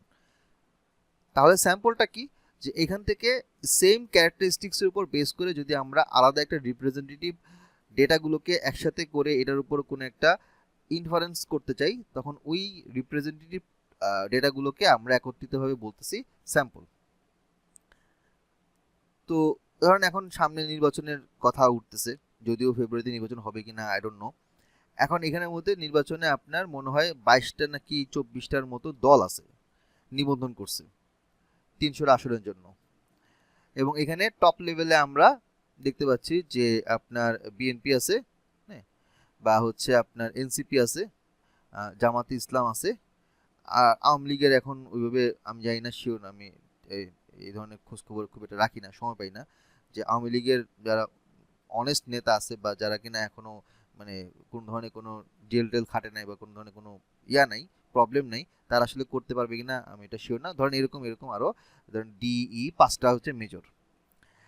এখন আমি যদি চিন্তা করি যে আসলে নির্বাচনে কি জিতবে বা কার পপুলারিটি বেশি, ভোট আসলে মানে কার কার দিকে যাবে, আমি এখন কি করতে পারি? আমি কি এখন পুরো 18 কোটি মানুষের বা এখান থেকে যারা অ্যাডাল্ট আছে, যারা অ্যাকচুয়ালি ভোট দেওয়ার মতন 18 বছর বয়সী বা তার উপরে যারা আছে, ধরেন এখানে 14 কোটি আছে, আমি 14 কোটি ডেটা নিতে পারবো? 14 কোটি মানুষকে জিজ্ঞেস করতে পারবো?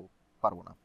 আমি যেটা করতে পারি যে আমি এলাকা বেসিসে 5টা 6টা মেজর এলাকা নিলাম চুজ করে, সেখানে আমি র্যান্ডমলি 100 জনকে জিজ্ঞেস করলাম, 1 সপ্তাহ ব্যাপী আমি পোল করলাম, অনলাইন হতে পারে অফলাইন হতে, এখন অফলাইনে আসলে হয় না, অনলাইনে পোলগুলো হয়। তাহলে আমি 500 জন নিলাম, 500 জন থেকে আমি দেখবো যে এরা কোনটা কত পার্সেন্ট। তাহলে এখান থেকে একটা আইডিয়া করে যদি আমি বলি যে লেটসে আমি বললাম যে বিএনপি হচ্ছে 60%, এনসিপি হচ্ছে আপনার 35%, আর বাকিগুলো হচ্ছে আপনার 15%। তাহলে আমরা বলতে পারবো যে হ্যাঁ, তাহলে আমি যদি পুরো পপুলেশনের উপর চিন্তা করি তাহলে 60% মানুষ বিএনপিকে হয়তো ভোট দিতে পারে। তো এই যে আমি আমার পুরো পপুলেশন থেকে ছোট করে নিয়ে আসতেছি অ্যানালাইসিস করার জন্য, এটা হচ্ছে আমাদের স্যাম্পল। আচ্ছা, আর এটা হচ্ছে সেন্সাস, এটা হচ্ছে আমরা মানে ভাইয়া আমাদের 14 কোটি যদি পপুলেশন চিন্তা করি, মানে বাংলাদেশের জনসংখ্যা, ওইখান থেকে যতটুকু আমি ডাটা নিতে পারছি ওটাই কি স্যাম্পল? হ্যাঁ, আমি এখান থেকে যদি 500 জনের ডেটা নিই 5টা জায়গা থেকে 100 করে, তো এটা হচ্ছে আমার স্যাম্পল। আমার হিসাবটা তখন হবে এইখান থেকে যেটা পাবো সেটা আমি টোটাল পপুলেশনের উপর হিসাব করে বলবো। তো যদি আমি 60% বলি বিএনপি জিতবে, তার মানে আমার 14 কোটির মধ্যে 60% যত হয়, যত কোটি, এত কোটি মানুষ আনুমানিক এত কোটি। ওকে, স্যাম্পল বের করে তো ফর্মুলা আছে নাকি? ডেফিনেটলি স্যাম্পল বের করার ফর্মুলা এবং স্যাম্পলের 3-4টা ওয়ে আছে, যেটা স্যাম্পলের জন্য যেই একটা আমার ক্লাসেস আলাদা, ওটার প্রি রেকর্ডেড ভিডিও দেওয়া আছে। আচ্ছা, এখন আসি আমরা ভেরিয়েবল, মানে আমরা যে ডেটা সায়েন্সে স্ট্যাটিস্টিক্স এখানের মধ্যে যে অ্যাপ্লাই করব, বিভিন্ন ফর্মুলা রুলস অ্যাপ্লাই করব, এটার জন্য আমার ডেটা দরকার। ডেটার কিছু টাইপ আছে। তো এইখানের মধ্যে দুই ধরনের ডেটা, একটা হচ্ছে ফিক্সড, একটা হচ্ছে ভেরিয়েবল। ভেরিয়েবল মানে হচ্ছে যে ডেটাটা হচ্ছে ওভার দ্য টাইম বা আপনার ওই ক্যাটাগরির উপর বেস করে বিভিন্ন ধরনের ভ্যালুগুলো, একই টাইপের ভ্যালুগুলো যদি আমরা রাখি একটা জায়গায়, ওটা হচ্ছে আমার ভেরিয়েবল। যেমন মনে করেন ধরেন আমি যদি এখন ওই যে একটু আগে বললাম যে ওপিনিয়নের কথা, ঠিক আছে, তাহলে আমি একটা কলাম নিলাম, সেখানে হচ্ছে মানুষের ওপিনিয়ন, তারা ওখানে নাম বলতেছে, হ্যাঁ আমি এনসিপি এর ভোট দিব, কেউ বলছে আমি বিএনপি এর ভোট দিব, কেউ বলছে না আওয়ামী লীগ ভালো, আমি আওয়ামী লীগ দাঁড়ালে আওয়ামী লীগের ভোট দিব। তার মানে ওই কলামের মধ্যে কিছু নাম ঢুকতেছে, ওই নাম হচ্ছে এক ধরনের ভেরিয়েবল। বা ধরেন আমি যদি একটা মেডিকেল ডেটা যদি বলি, ওইখানের মধ্যে একটা কলাম হচ্ছে এইজ, পেশেন্টের এইজ দেওয়া আছে, ওখানে কিন্তু অন্য কোনো ভ্যালু নাই, শুধুমাত্র এইজ, বয়স দেওয়া আছে, এটা হচ্ছে একটা ভেরিয়েবল। তো এরকম ভেরিয়েবলগুলো, এটা মূলত একটা ক্যারেক্টারিস্টিক আন্ডার স্টাডি, যেটা একটা সার্টিন ক্যারেক্টারিস্টিক্সের আন্ডারে ডিফারেন্ট ভ্যালুগুলোকে একত্রিত করে রাখা হয়। তো যেমন হিউম্যান বিং রিলেটেড কিছু ভেরিয়েবল যদি বলি, height, weight, age, number of family members, gender, marital status, এগুলো হচ্ছে আমাদের ভেরিয়েবল। তো এই ভেরিয়েবলটাকে আমরা সাধারণত দুইটা ভাগে ভাগ করি, একটা হচ্ছে কোয়ান্টিটেটিভ, একটা হচ্ছে কোয়ালিটেটিভ। কোনটা কি জিনিস আমি এখনই আসতেছি। কোয়ান্টিটেটিভ হচ্ছে এটা কোয়ান্টিটির সাথে সম্পর্কিত, মানে একটা পরিমাণের সাথে সম্পর্কিত। যেই ভেরিয়েবলটা আমরা নিউমেরিক্যালি মেজার করতে পারি, 1 2 3 4 এরকমভাবে মেজার করতে পারি, এটাকে আমরা বলি কোয়ান্টিটেটিভ ভেরিয়েবল। যেমন income, height, weight, gross sale, number of product, production কতটুকু হয়েছে, কয়টা সেল হয়েছে, কয়টা ইনভেন্টরিতে আছে, কয়টা গাড়ি আছে কেনা হয়েছে, বা হচ্ছে লাইক নাম্বার অফ অ্যাক্সিডেন্ট। এই যে সংখ্যাগুলো আমরা ইন্টিজার টাইপের ভ্যালুগুলো নিচ্ছি, এগুলো হচ্ছে আমাদের কোয়ান্টিটেটিভ ভেরিয়েবল। আর হচ্ছে এই কোয়ান্টিটেটিভ ভেরিয়েবলটাকে আমরা আরও দুইটা ভাগে ভাগ করি, একটা হচ্ছে ডিসক্রিট, একটা হচ্ছে কন্টিনিউয়াস। ডিসক্রিট ভেরিয়েবলটা হচ্ছে ইন্টিজার, যেগুলো আমরা দেখি পূর্ণ সংখ্যা, বাংলায় বলি আমরা পূর্ণ সংখ্যা, এগুলো হচ্ছে আমাদের ডিসক্রিট ভেরিয়েবল। কন্টিনিউয়াস ভেরিয়েবল কোনটা, যেগুলো হচ্ছে আমাদের ডেসিমাল ভ্যালু, বা আমরা প্রোগ্রামিং ভাষায় বলি ফ্লোট ভ্যালু, বাংলায় যেটা বলি দশমিক সংখ্যা, দশমিক দিয়ে সংখ্যা। তো এগুলো হচ্ছে আমাদের কন্টিনিউয়াস ভেরিয়েবল। যেমন যদি আমরা একটু এক্সাম্পল দেখি, যে ডিসক্রিট ভেরিয়েবলটা যেগুলো আমরা কাউন্টেবল, যেটা আমরা গণনা করতে পারি, সেটা হচ্ছে ডিসক্রিট ভেরিয়েবল। যেমন number of family members, number of cars, number of accidents, number of people visiting in a bank in a one day, in any day, number of cattle owner owned by farmer, number of students in the class. তো এই যেগুলো হচ্ছে আপনাদের পূর্ণ সংখ্যা, discrete variable. তাহলে continuous variable কোনটা, যেগুলোকে আমরা সরাসরি কাউন্ট করতে পারি না, কিন্তু আমরা মেজার করি। দুইটার মধ্যে কিন্তু একটা স্লাইট ডিফারেন্স আছে। কাউন্ট মানে হচ্ছে আপনি হাতের আঙ্গুলে কড়া দিয়ে গুনতেছেন 1 2 3 4 5 6। মেজারিং হচ্ছে যেটা আপনি পরিমাপ করতেছেন কোন একটা মেশিন দিয়ে, অথবা আপনি এটা ডেসিমাল ভ্যালুতে আপনি এটাকে চিন্তা করতেছেন।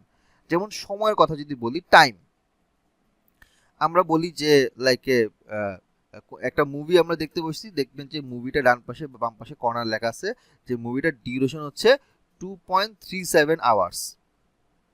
তার মানে কি 2 ঘন্টা 37 মিনিট, বা এটাকে 60 দিয়ে যদি 0.37কে গুণ করি তাহলে একটা মিনিট আসবে। আবার এটা সেকেন্ডও কিন্তু আমরা দেখি, দশমিক এত সেকেন্ড এত মিনিট। যেমন রেস যখন হয়, দৌড়, উসাইন বোল্ট বা অলিম্পিকে এই ধরনের যখন দৌড় দেয়, তখন দেখি যে ওখানে লেখা যায় 10.0001 এরকম এত সেকেন্ড, বা 0.15 এত সেকেন্ড, মানে সেকেন্ডের পরে আরো ফ্র্যাকশন আসতেছে। তো এইগুলো যখন আমরা, এগুলো হচ্ছে এক ধরনের মেজারমেন্ট। বৃষ্টি পড়তেছে, আপনি বৃষ্টির ফোঁটা কাউন্ট করতে পারবেন না, কিন্তু আপনি মেজার করতে পারবেন। আমরা দেখি যে আবহাওয়া মানে ওয়েদারের বিভিন্ন ফোরকাস্টে বলে বৃষ্টি হবে, এতটুকু পরিমাণ প্রিসিপিটেশন থাকতে পারে, বা বৃষ্টি হয়েছে গতকাল এত মিলিমিটার, এবং ওইটা আবার দশমিক দিয়ে দেখাচ্ছে। আর আমি তো বৃষ্টি ফোঁটা কাউন্ট করতে পারবো না। একটা বোতলের মধ্যে কয় ফোঁটা পানি আছে আপনি বের করতে পারবেন না, কিন্তু আমরা ওটাকে বোতল দিয়ে হিসাব করছি কিন্তু এত মিলিলিটার। সো যেটা আমরা কাউন্ট করতে পারি না, মেজার করতে পারি, এটাকে আমরা বলছি কন্টিনিউয়াস ভেরিয়েবল। যেমন time taken to complete exam, কোন একজন এক্সাম দিতে বসলো, তার কতক্ষণ সময় লাগলো, এত ঘন্টা এত মিনিট এত সেকেন্ড। অ্যাভারেজ ফ্যামিলি ইনকাম, মানে একটা ইনকাম না, 4-5 জনের অ্যাভারেজ যদি করি তখন এটা ফ্র্যাকশনে চলে আসবে। হাইট, এত ফিট এত ইঞ্চি, দশমিক দিয়ে আমরা বলি এত 5.2 ফিট, তার মানে হচ্ছে 0.2 দিয়ে বোঝাচ্ছে ওই ইঞ্চির অংশটুকু অ্যাড করতেছে। ওয়েট, আমরা ওয়েট মেশিনে দেখি দশমিকের উপর আরো অনেক কিছু আসে। So I think you got the idea যে কন্টিনিউয়াস ভেরিয়েবলগুলো কি কি। তো এই হচ্ছে আমাদের কোয়ান্টিটিভ ভেরিয়েবলের দুইটা পার্ট। আপনারা কি আছেন আমার সাথে? একটু হ্যাঁ না উত্তর দিয়ে, হ্যাঁ, বুঝতেছেন কি কি বলতেছি? জি স্যার। জি ভাই, আসলে শুনতে পাচ্ছি। ভাইয়া ভেরিয়েবলটা সংক্ষেপে এক লাইনে আরেকবার যদি বলতেন, শুধুমাত্র ভেরিয়েবলটা। ভেরিয়েবলটা হচ্ছে একটা ক্যারেক্টারিস্টিক্স এর আন্ডারে যখন সেম টাইপের ডেটাগুলো আমি রাখবো, ওটা হচ্ছে তার ভেরিয়েবল। ওই ক্যারেক্টারিস্টিক্স হচ্ছে একটা ভেরিয়েবল। যেমন এইজ হচ্ছে একটা ভেরিয়েবল, কারণ এইজের কলামের মধ্যে আমি শুধুমাত্র এইজই রাখতেছি। বা আমি যদি বলি যে গত 365 দিনের প্রতিদিন কি পরিমাণ বৃষ্টি হয়েছে, কোনোদিন হয়তো বৃষ্টি হয় না, কোনোদিন হয়তো কম হয়েছে, কোনোদিন বেশি হয়েছে, তাহলে ওই কলামটার মধ্যে শুধুমাত্র বৃষ্টি হওয়ার পরিমাণটা আমি বলতেছি, অত মিলিলিটার বৃষ্টি, তাহলে ওইটার মধ্যে শুধুমাত্র ওই ভ্যালুগুলো থাকবে। এটা হচ্ছে আমাদের ভেরিয়েবল। বুঝছেন ভাইয়া তারেক? জি জি, ক্লিয়ার। এখন আমরা আসি কোয়ালিটেটিভ বা ক্যাটাগরিক্যাল ভেরিয়েবল। তো কোয়ালিটেটিভ হচ্ছে এটা কোয়ালিটির সাথে সম্পর্কিত। এটাকে আমরা ক্যাটাগরিক্যাল ভেরিয়েবল বলে থাকি। স্ট্যাটিস্টিক্সের ভাষায় আমরা এটাকে বলি ক্যাটাগরিক্যাল ভেরিয়েবল। যেই ভেরিয়েবলগুলো কোনো একটা নাম্বার দিয়ে না, বরং বিভিন্ন letter, word, parts of speech বা কোনো একটা আলফা নিউমেরিক, অ্যালফাবেট এবং নাম্বার মিক্স করা থাকে, তখন সেগুলোকে আমরা বলি হচ্ছে ক্যাটাগরিক্যাল বা কোয়ালিটেটিভ ভেরিয়েবল। যেমন gender of a person, male, female, third gender, marital status, single, married, divorce, widow, এগুলো। Brand of a computer, Asus, HP, Lenovo, Apple. Opinions of people, খুব ভালো, ভালো, অ্যাভারেজ, মিডিয়াম, এরকম। মেক অফ এ কার, গাড়িটা কোন ব্র্যান্ডের, ব্র্যান্ডের নাম। এই যে নামগুলো আমরা দেখতে পাচ্ছি, এগুলো ইটসেলফ এক একটা ভ্যালু, এগুলোকে আমরা বলি কোয়ালিটেটিভ ভ্যালু বা ক্যাটাগরিক্যাল ভ্যালু। তো এছাড়া কিছু ডেটা আছে যেমন ক্রস সেকশন ডেটা, এটা দ্বারা সাধারণত বোঝায় যে একটা সার্টিন টাইমে যতগুলো আমার কলাম আছে সেটাকে আমরা বলি ক্রস সেকশন ডেটা। আর একটা হচ্ছে টাইম সিরিজ ডেটা, যেটা হচ্ছে সেম একটা ভেরিয়েবলটা একটা নির্দিষ্ট সময় ধরে, পিরিয়ড ধরে যখন আমরা কালেক্ট করি বা ওই ডেটা নিয়ে যখন আমরা কোনো কাজ করি, অ্যানালিসিস করি, ওটাকে আমরা বলি টাইম সিরিজ ডেটা। তা আমরা এতক্ষণ ধরে যা দেখলাম এটাকে আমরা একটা ট্রি ডায়াগ্রামের মধ্যে সাজাই। ভেরিয়েবল দুই প্রকার, কোয়ালিটেটিভ, কোয়ান্টিটেটিভ। কোয়ান্টিটেটিভ ভেরিয়েবল দুই প্রকার, ডিসক্রিট, কন্টিনিউয়াস। কন্টিনিউয়াসের মধ্যে ফ্লোট, রেশিও টাইপও চলে আসে, কারণ আমি যদি বলি যে 2/5 এটা আমার হচ্ছে 0.4, আমরা এই ফরম্যাটেও বলতে পারি, এই ফরম্যাটেও বলতে পারি। কোয়ালিটেটিভ ভেরিয়েবলটা হচ্ছে দুই ধরনের, নমিনাল আর হচ্ছে অর্ডিনাল। এটা এখনো বলি নেই, সামনে বলবো। তো আমরা ভেরিয়েবলটা বুঝছি, কোয়ান্টিটেটিভ বুঝছি, ডিসক্রিটটা আমি বললাম লাস্ট স্লাইডে, কন্টিনিউয়াসটা আমরা বুঝলাম। ডিসক্রিটের মধ্যে আবার এখানের মধ্যে আমরা ইন্টিজার, ফ্র্যাকশন, এগুলো আমরা দেখলাম।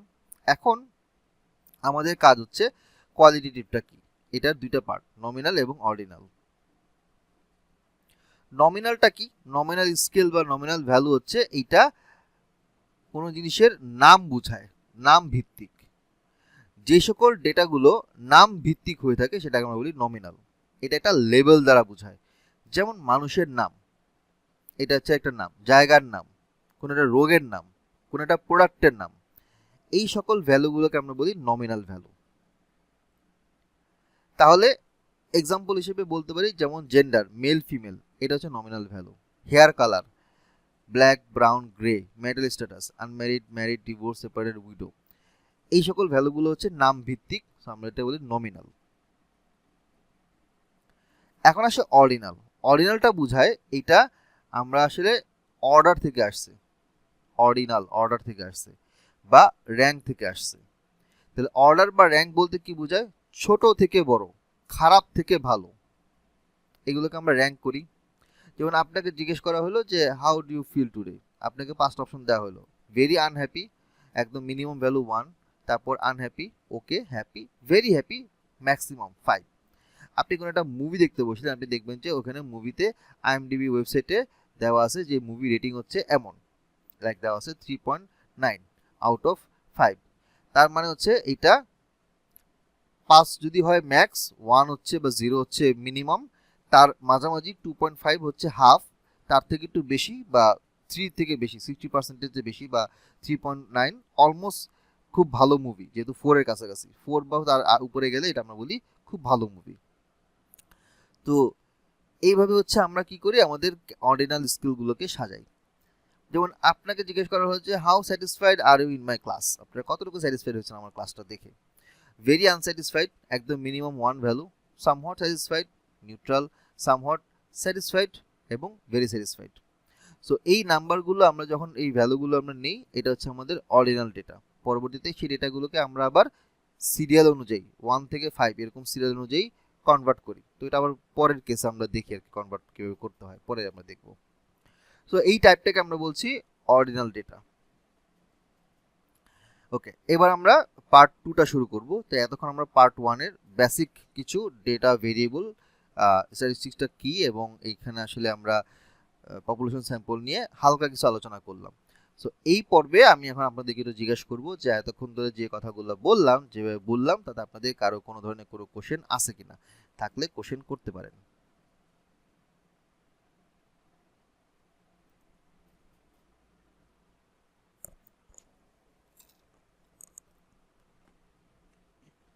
স্যার ওই যে নমিনালের ক্ষেত্রে যে নাম ভিত্তিক, হ্যাঁ, তো এইটা যে আসছে যে তাহলে কি এটা যে গুড ব্যাড সিচুয়েশন যে কোনো সিচুয়েশনে আমরা ধরে নিতে পারবো এটার ভিতরে? না, গুড ব্যাড তো হচ্ছে আপনি একটা স্টেট বোঝাচ্ছেন, এটা একটা স্টেট, ভালো একটা স্টেট, খারাপ একটা স্টেট। কিন্তু মেল ফিমেলকে আপনি ভালো খারাপ বলতে পারবেন? মেল ফিমেল এই দুইটা ওয়ার্ড তো আমি এখানের মধ্যে খারাপ ভালো মিলাতে পারবো না। ওটা হচ্ছে নাম ভিত্তিক, জায়গার নাম। আপনিও তো বলতে পারেন যে হ্যাঁ, ঢাকা শহরের মোহাম্মদপুর জায়গাটা কিরকম, তো আপনি ওপিনিয়ন নিতে পারেন, মানুষজন ওপিনিয়ন দিবে না ভাই খুব খারাপ জায়গা, খুব ভয়ানক জায়গা, ভালো জায়গা, অ্যাভারেজ জায়গা। তো ওইটার মতামত বা ওপিনিয়ন যখন আমি নিব একটা ক্রোনোলজিক্যাল অর্ডারে, র্যাঙ্কিং র্যাঙ্কিং র্যাঙ্কিং ভাবে র্যাঙ্ক ধরে আর কি করব, তখন এটা হচ্ছে আমাদের অর্ডিনাল। ordinal data। এই তো। বুঝতে পারছি, থ্যাংক ইউ। পার্ট 2 তে আমরা কি কি জিনিস দেখব? Methods of organizing data, data visualization, group এবং আনগ্রুপ ডেটা, শেপ ডিস্ট্রিবিউশন। আজকের ক্লাসটা কিন্তু পিওরলি থিওরিটিক্যাল, নেক্সট ক্লাসটাও পিওরলি থিওরিটিক্যাল মতো হবে, তারপর আমরা আস্তে আস্তে প্র্যাকটিসে যাব। এবং আপনাদেরকে যে নেক্সট উইক থেকে হোপফুলি 17 তারিখের পর থেকে আমরা আস্তে আস্তে আপনাদেরকে কিছু কুইজ দেওয়া শুরু করব, 4-5টা ক্লাস হওয়ার পরে অ্যাসাইনমেন্ট দেওয়া শুরু করব। আমাদের কিন্তু এনরোলমেন্ট চলবে ওই যে 17 তারিখ পর্যন্ত, শুক্রবার পর্যন্ত চলবে। তো যারা এনরোল করতে চান তাড়াতাড়ি করে ফেলবেন। তো আমাদের প্রথম জিনিসটা আমরা দেখব মেথডস অফ অর্গানাইজিং ডেটা। তো ডেটাকে আমরা কিভাবে অর্গানাইজ করতে পারি।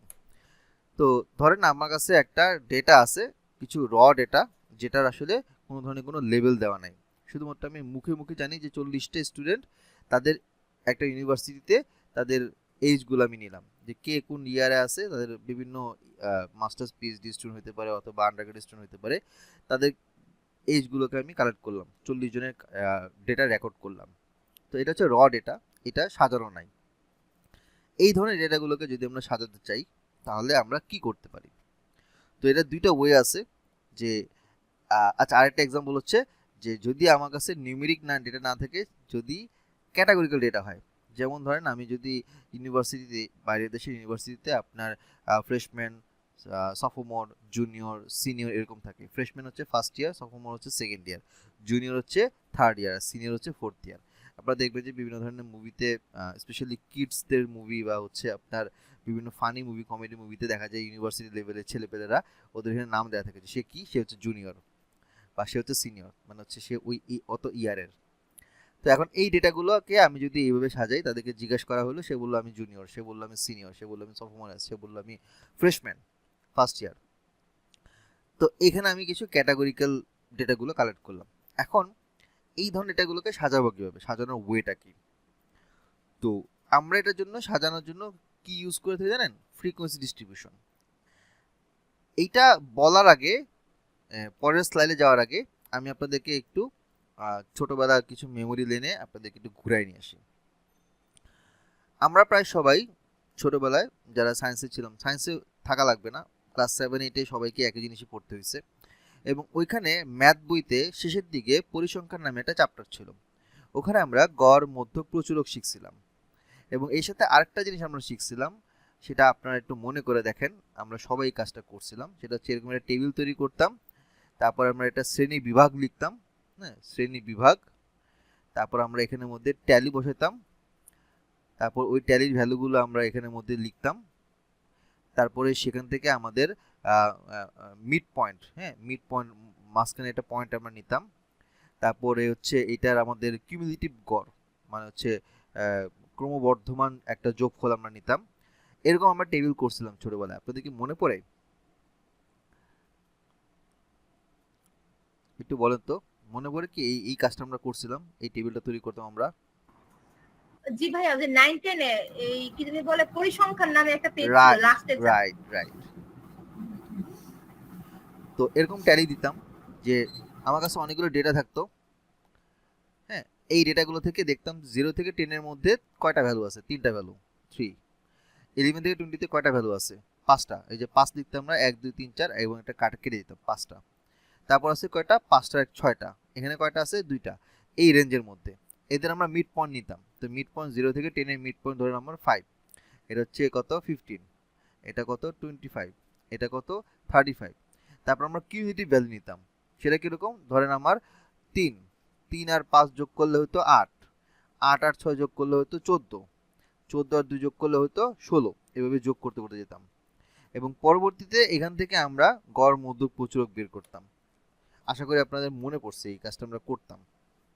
এখন এই যে টেবিলটা তৈরি করতাম, এটার ইংলিশের নাম হচ্ছে ফ্রিকোয়েন্সি ডিস্ট্রিবিউশন, যেটা আমরা এখন দেখব। তো আমরা ছোটবেলায় যে কাজটা করতাম সেই জিনিসটা আমরা এখন একটু নতুন করে শেখার চেষ্টা করব, একটু রিকল করার চেষ্টা করব।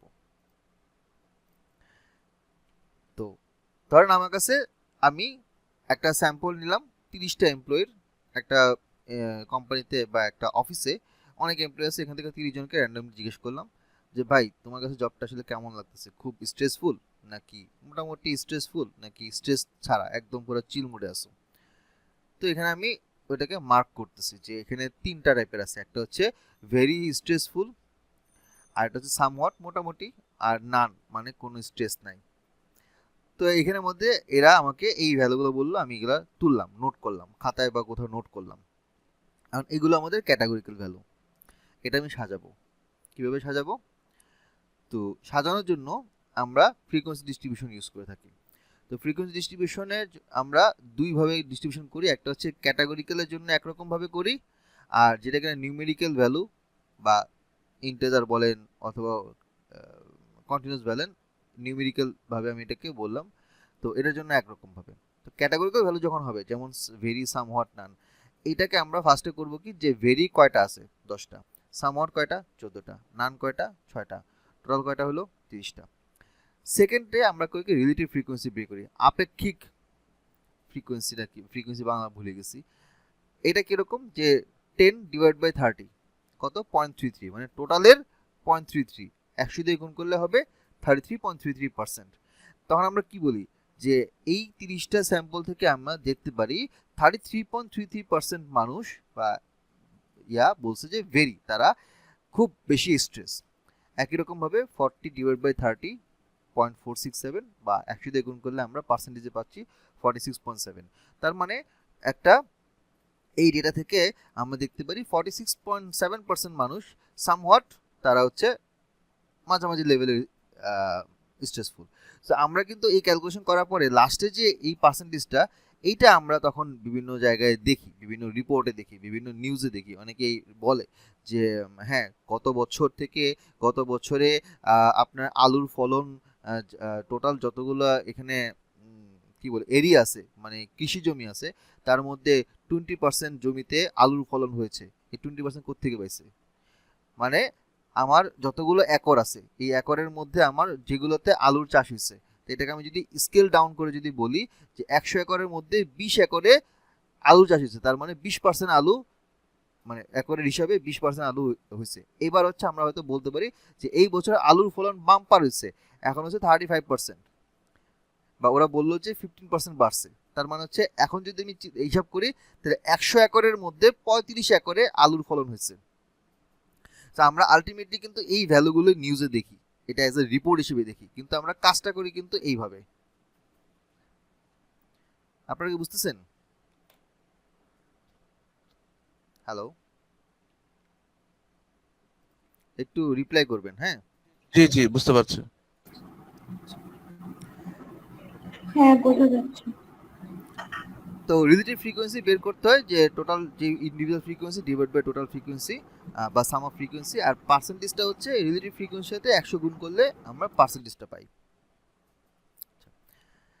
এবার ধরেন আমরা আসি হচ্ছে আমাদের ডেটাগুলোকে মানে কিভাবে সাজাতে পারি সেটা। আচ্ছা একটু হোল্ড করেন।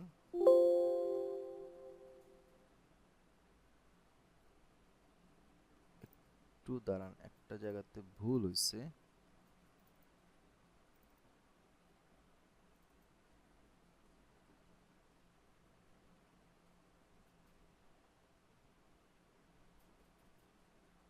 রাইট, আমি একটু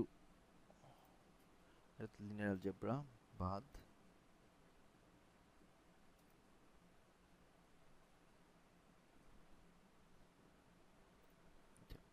সেম ফাইল, একটা স্লাইড মিসিং ছিল।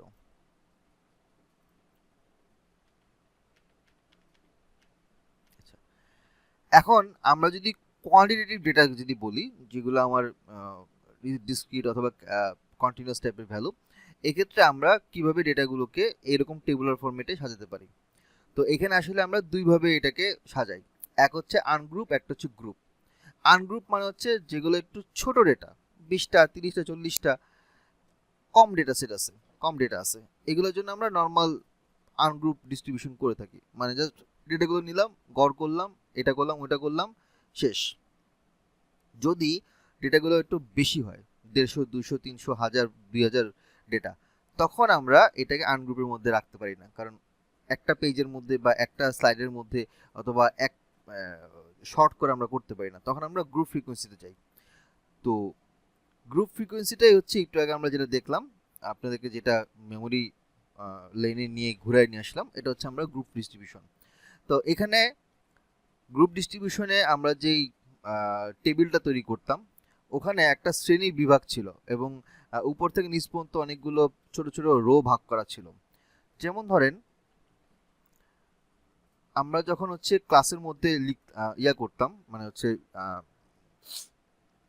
এইভাবে যখন আমরা ট্যালি তৈরি করতাম বা এরকম বক্স তৈরি করে আমরা টেবিল তৈরি করতাম, তখন আমাদের ডেটাগুলো যেগুলো থাকবে minimum maximum data maximum value দুটোর উপর বেস করে আমরা হয়তো 6টা 7টা এরকম ভাগ করতাম।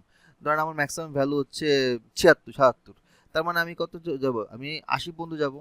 তার মানে 41 থেকে 50, 51 থেকে 60, 61 থেকে 70, 70 71 থেকে 80, তার মানে আমার এখানে 8টা হচ্ছে। তো অনেক সময় দেখা যায় কি স্যাররা বলে যে এই তোরা 10টা 10টা করে না নিয়ে 20 করে নে, তাহলে আমার টেবিলটা ছোট হবে। তো হয়তো এক পেজে আটতেছে না, তখন আমি যদি 20 করে নিই, আমার 8টার জায়গায় এখন কটা হবে, 4টা হবে। মানে 0 থেকে 20, 21 থেকে 40, 41 থেকে 60, 61 থেকে 80।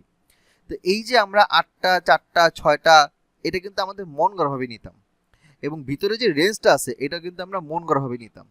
কখনো দেখতেন কি আমি ধরেন আমি আমার খাতার মধ্যে 0 থেকে 10 হিসেবে নিচ্ছি, আমার পাশে যে আছে সে 0 থেকে 15 হিসেবে নিচ্ছে, তখন কিন্তু আমরা এটা জিনিসটা বুঝতাম না। আমরা করতাম কি আমাদের মন গড়ার ভাবে টেবিল তৈরি করে এটা সাজাতাম।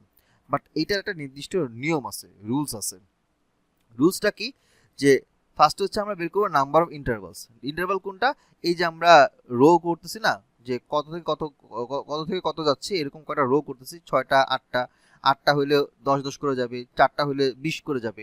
তো এখানে আসলে কয়টা হবে এটা হচ্ছে আমাদের ইন্টারভাল দিয়ে প্রকাশ করি, এবং এটার জন্য একটা রুল আছে, এটা হচ্ছে স্ট্রাগার্সের rule, number of interval K, K equal to 1 + 3.322 log 10 base n, যেখানে n হচ্ছে আমার টোটাল নাম্বার অফ অবজারভেশন। তো এটা আমরা র্যান্ডমলি করি না, এটা আমরা একটা নিয়মের মধ্যে করি। দ্বিতীয়টা হচ্ছে ক্লাসের উইডথ। ক্লাসের উইডথ বলতে কোনটা জানেন, ওই যে আমি বললাম 0 থেকে 10, 11 থেকে 20, এই যে উইডথ কত করে, 10 করে না, এটা কিন্তু মন গড়া। আমরা কেউ 10 10 করে গ্যাপ নিতাম, কেউ তো 15 করে, কেউ তো 20 করে গ্যাপ নিত।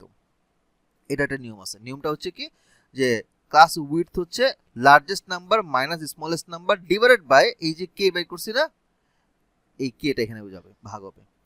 তখন আমি যেই ভ্যালুটা পাবো ওই ভ্যালু থেকে আমি রেঞ্জ নিব। যদি আমি ধরেন 9 পাই, তাহলে আমি 9 9 করে রেঞ্জ নিব, 0 to 9, 10 to 19 বা 10 to 18, 19 থেকে 27, এইভাবে 9 করে নিব। সো এইটা ভ্যালু কি আসবে এটার উপর বেস করে আমার রেঞ্জটা আমি সেট করব।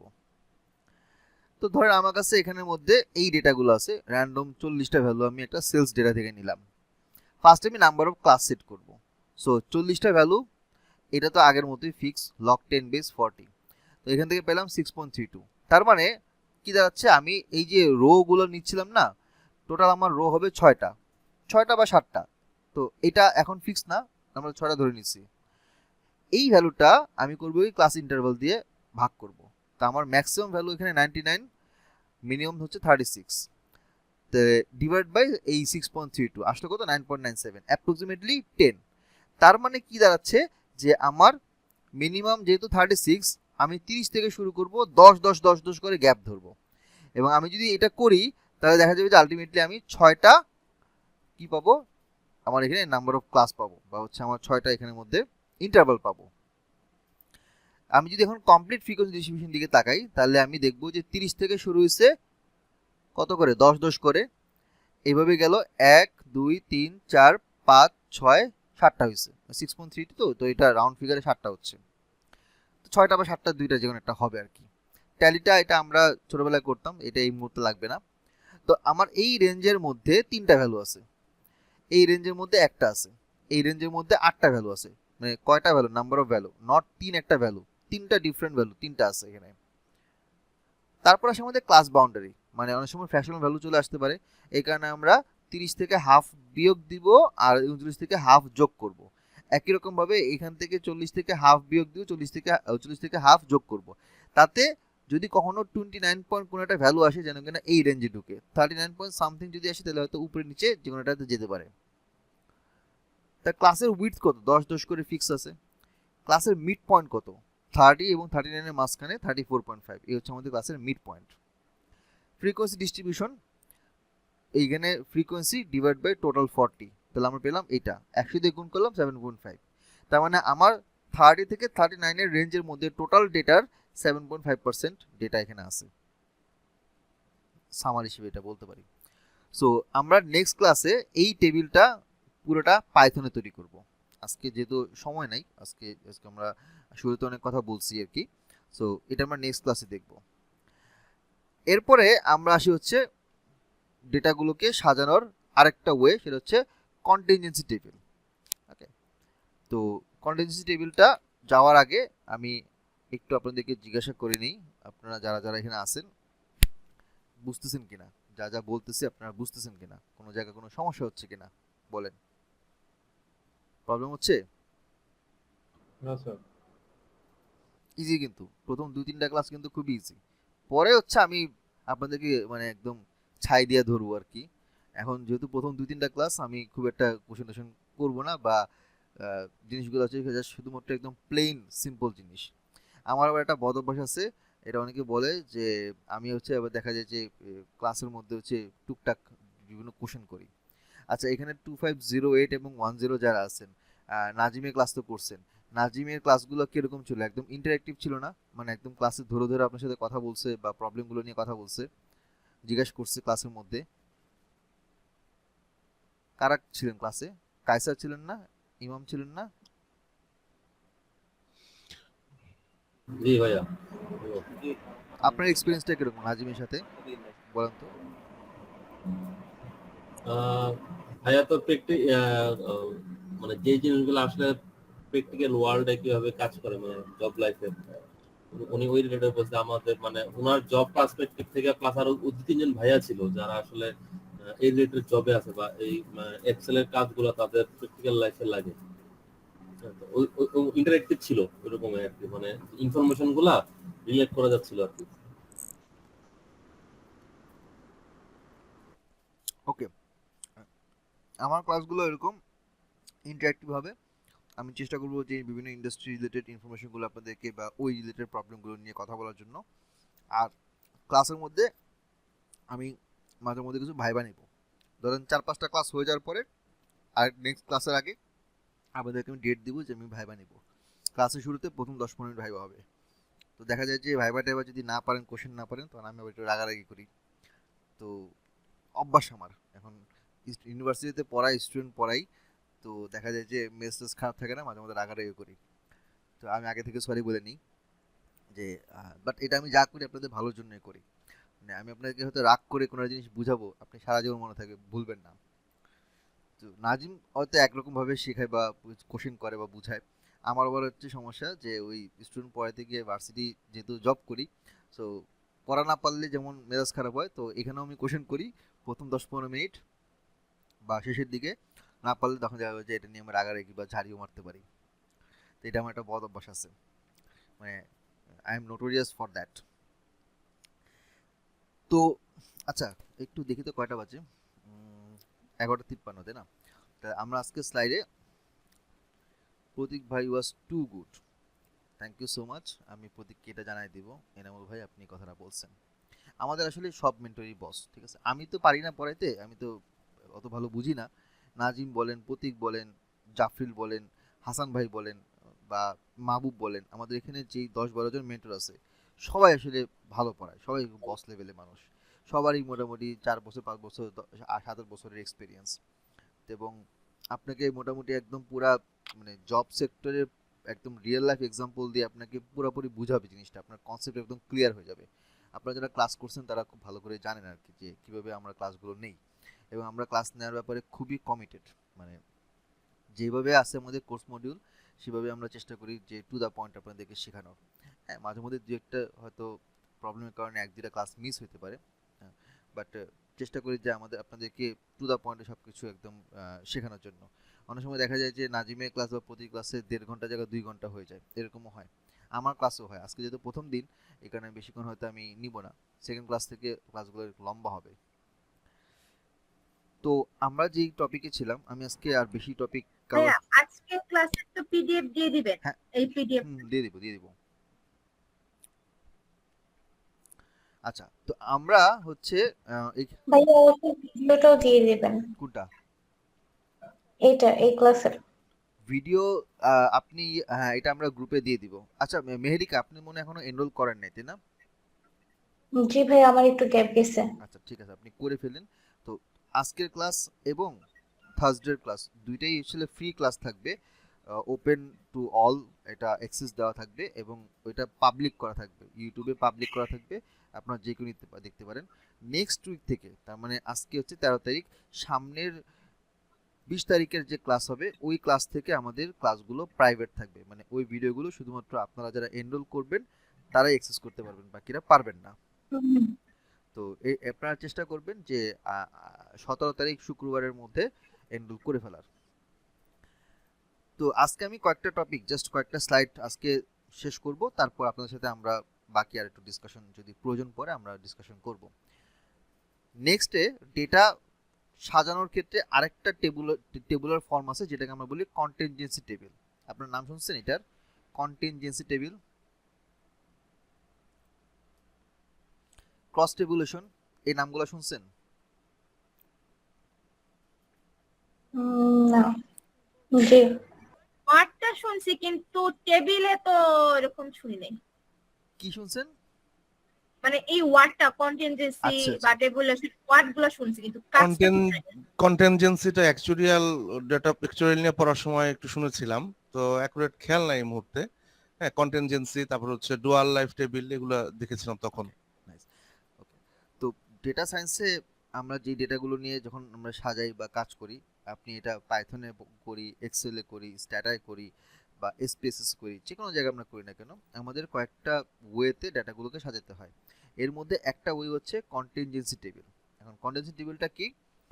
যে ধরেন আপনার কাছে একটা ডেটা আছে, আপনি একটা কফি শপ চালান, তো সারাদিন শেষে আপনি রাতের বেলা কফি শপে আপনার ম্যানেজারকে বললেন বা ইয়াকে বললেন যে তুমি ফাইলটা নিয়ে আসো। তো ওইখানের মধ্যে আপনার অনেকগুলো কলাম আছে, এর মধ্যে আপনি 2টা কলাম নিলেন, একটা হচ্ছে জেন্ডারের কলাম, একটা হচ্ছে সে কোন কফি অর্ডার করছে সেটা, মানে কফির টাইপ। তো দেখা গেছে যে মেল একটা পার্সন, সে কফি অর্ডার করছে, একজন ফিমেল সে চা অর্ডার করছে, টি অর্ডার করছে, আবার দেখা যাচ্ছে আরেকটা ফিমেল সে কফি অর্ডার করছে, আবার দেখা যাচ্ছে মেল সে টি অর্ডার করছে। তার মানে এই কলামের মধ্যে আমি মেল ফিমেল পাচ্ছি, এই কলামের মধ্যে কফি টি পাচ্ছি। এখন আমি চাচ্ছি কি যে দেখার জন্য যে কয়জন মেল কফি অর্ডার করছে, কয়জন মেল টি অর্ডার করছে, একই সাথে কয়জন ফিমেল কফি অর্ডার করছে এবং কয়জন ফিমেল টি অর্ডার করছে। তাহলে আমার এই 2টা কলাম থেকে আমি 1 2 3 4 চারটা ভ্যালু আমি এখান থেকে বের করতে চাচ্ছি, নাম্বার কাউন্ট বের করতে চাচ্ছি। আর এটা যখন আমি একটা টেবিলের মধ্যে সাজাবো তখন এটা হচ্ছে আমাদের কন্টিনজেন্সি টেবিল। তো টেবিলটা দেখতে কিরকম, যে এক পাশে হচ্ছে আমাদের জেন্ডার থাকবে মেল এবং ফিমেল, এই পাশে হচ্ছে আমাদের টাইপ থাকবে কফি অ্যান্ড টি। তো আমার ডেটা সেট থেকে আমি দেখলাম মেল কফি অর্ডার করছে 30টা, মেল টি অর্ডার করছে 20টা, টোটাল 50টা। ফিমেল কফি অর্ডার করছে 30টা, ফিমেল টি অর্ডার করছে 30টা, টোটাল 60টা। টোটাল কফি টি মিলিয়ে 110টা, মেল ফিমেল মিলিয়ে 110। আমার এই পাশ থেকে টোটাল হবে 30 30 60 20 30 50, এই পাশ থেকে হবে টোটাল 50 60 110। মানে এই সাইডে এবং এই সাইডে টোটাল কাউন্ট আমার সেম থাকবে, সেম থাকতেই হবে, কারণ আপনি একটা টেবিল থেকে সবগুলো কাউন্ট করতেছেন। তো এই যে টেবিলের ফর্মে দেখতে পাচ্ছি আমরা, এটাকে আমরা বলি কন্টিনজেন্সি টেবিল বা ক্রস টেবুলেশন টেবিল। আরেকটা এক্সাম্পল দিই, যে ড্রাগ ডিসকভারি এবং মানে বিভিন্ন ধরনের ড্রাগ হচ্ছে ওষুধ, আমরা স্যাম্পল বিভিন্ন সময় ইয়ারা দেয়, ডাক্তাররা দেয় যে আপনি এটা খেয়ে দেখেন, অথবা এটা নতুন আসছে এটা ট্রাই করতে পারেন। তো ধরেন বিভিন্ন হসপিটালে বিভিন্ন জায়গায় দেখা যায় যে ডাক্তাররা বিভিন্ন ট্রায়াল করে, ঠিক আছে? আপনারা দেখবেন যে বিভিন্ন নিউজে যে অমুক একটা মানে খুব মানে প্রাণঘাতী কোনো একটা মানে ভাইরাস বা কোনো একটা এটা ট্রায়ালে ইউএস এর অমুক একটা মানে হসপিটাল বা ধরুন জন হপকিন্স থেকে একটা রিসার্চ আসছে, এবং ওখান থেকে দেখা গেছে যে এত % মানুষ এখান থেকে ভালো একটা ফল পাচ্ছে। তো এইসব রিসার্চের নিউজগুলো আমরা দেখি। তো এখন আপনি মনে করেন একটা টিকা বা একটা ডোজ, একটা আপনার ইনজেকশন, ঠিক আছে? এখন এই ইনজেকশনের ধরেন আপনার 3টা লেভেলের ডোজ আছে, লাইক 2 মিলিমিটার, 4 মিলিমিটার, 6 মিলিমিটার। এবং আপনি এখানের মধ্যে যাদেরকে দিচ্ছেন তাদের এইজ রেঞ্জ হচ্ছে আপনার ধরেন 40 থেকে 50, 50 থেকে 60, 60 প্লাস। এখন আপনি যে ডেটা কালেক্ট করতেছেন সেই ডেটায় 2 মিলিমিটার ডোজ দেওয়া হচ্ছে 40 থেকে 50 এরকম কয়জনকে। তো এই কয়জনকে দেওয়া হয়েছে সেখান থেকে আমরা একটা পাচ্ছি যে কয়জন আসলে ভালোভাবে এখান থেকে সার্ভাইভ করছে, অথবা তাদের শরীরের সিচুয়েশন স্ট্যাটসটা আস্তে আস্তে ভালো হচ্ছে। তো ধরেন মনে করেন আমি পাইলাম যে 210 জন, 2 মিলিমিটার 50 থেকে 60 জনকে দেওয়া হয়েছে এবং এখান থেকে ভালো ফল পাইছে ধরেন সবাইকেই। মানে টোটাল আপনার ধরেন আপনার এখানের মধ্যে 2 ml আমার ডোজ আছে 600,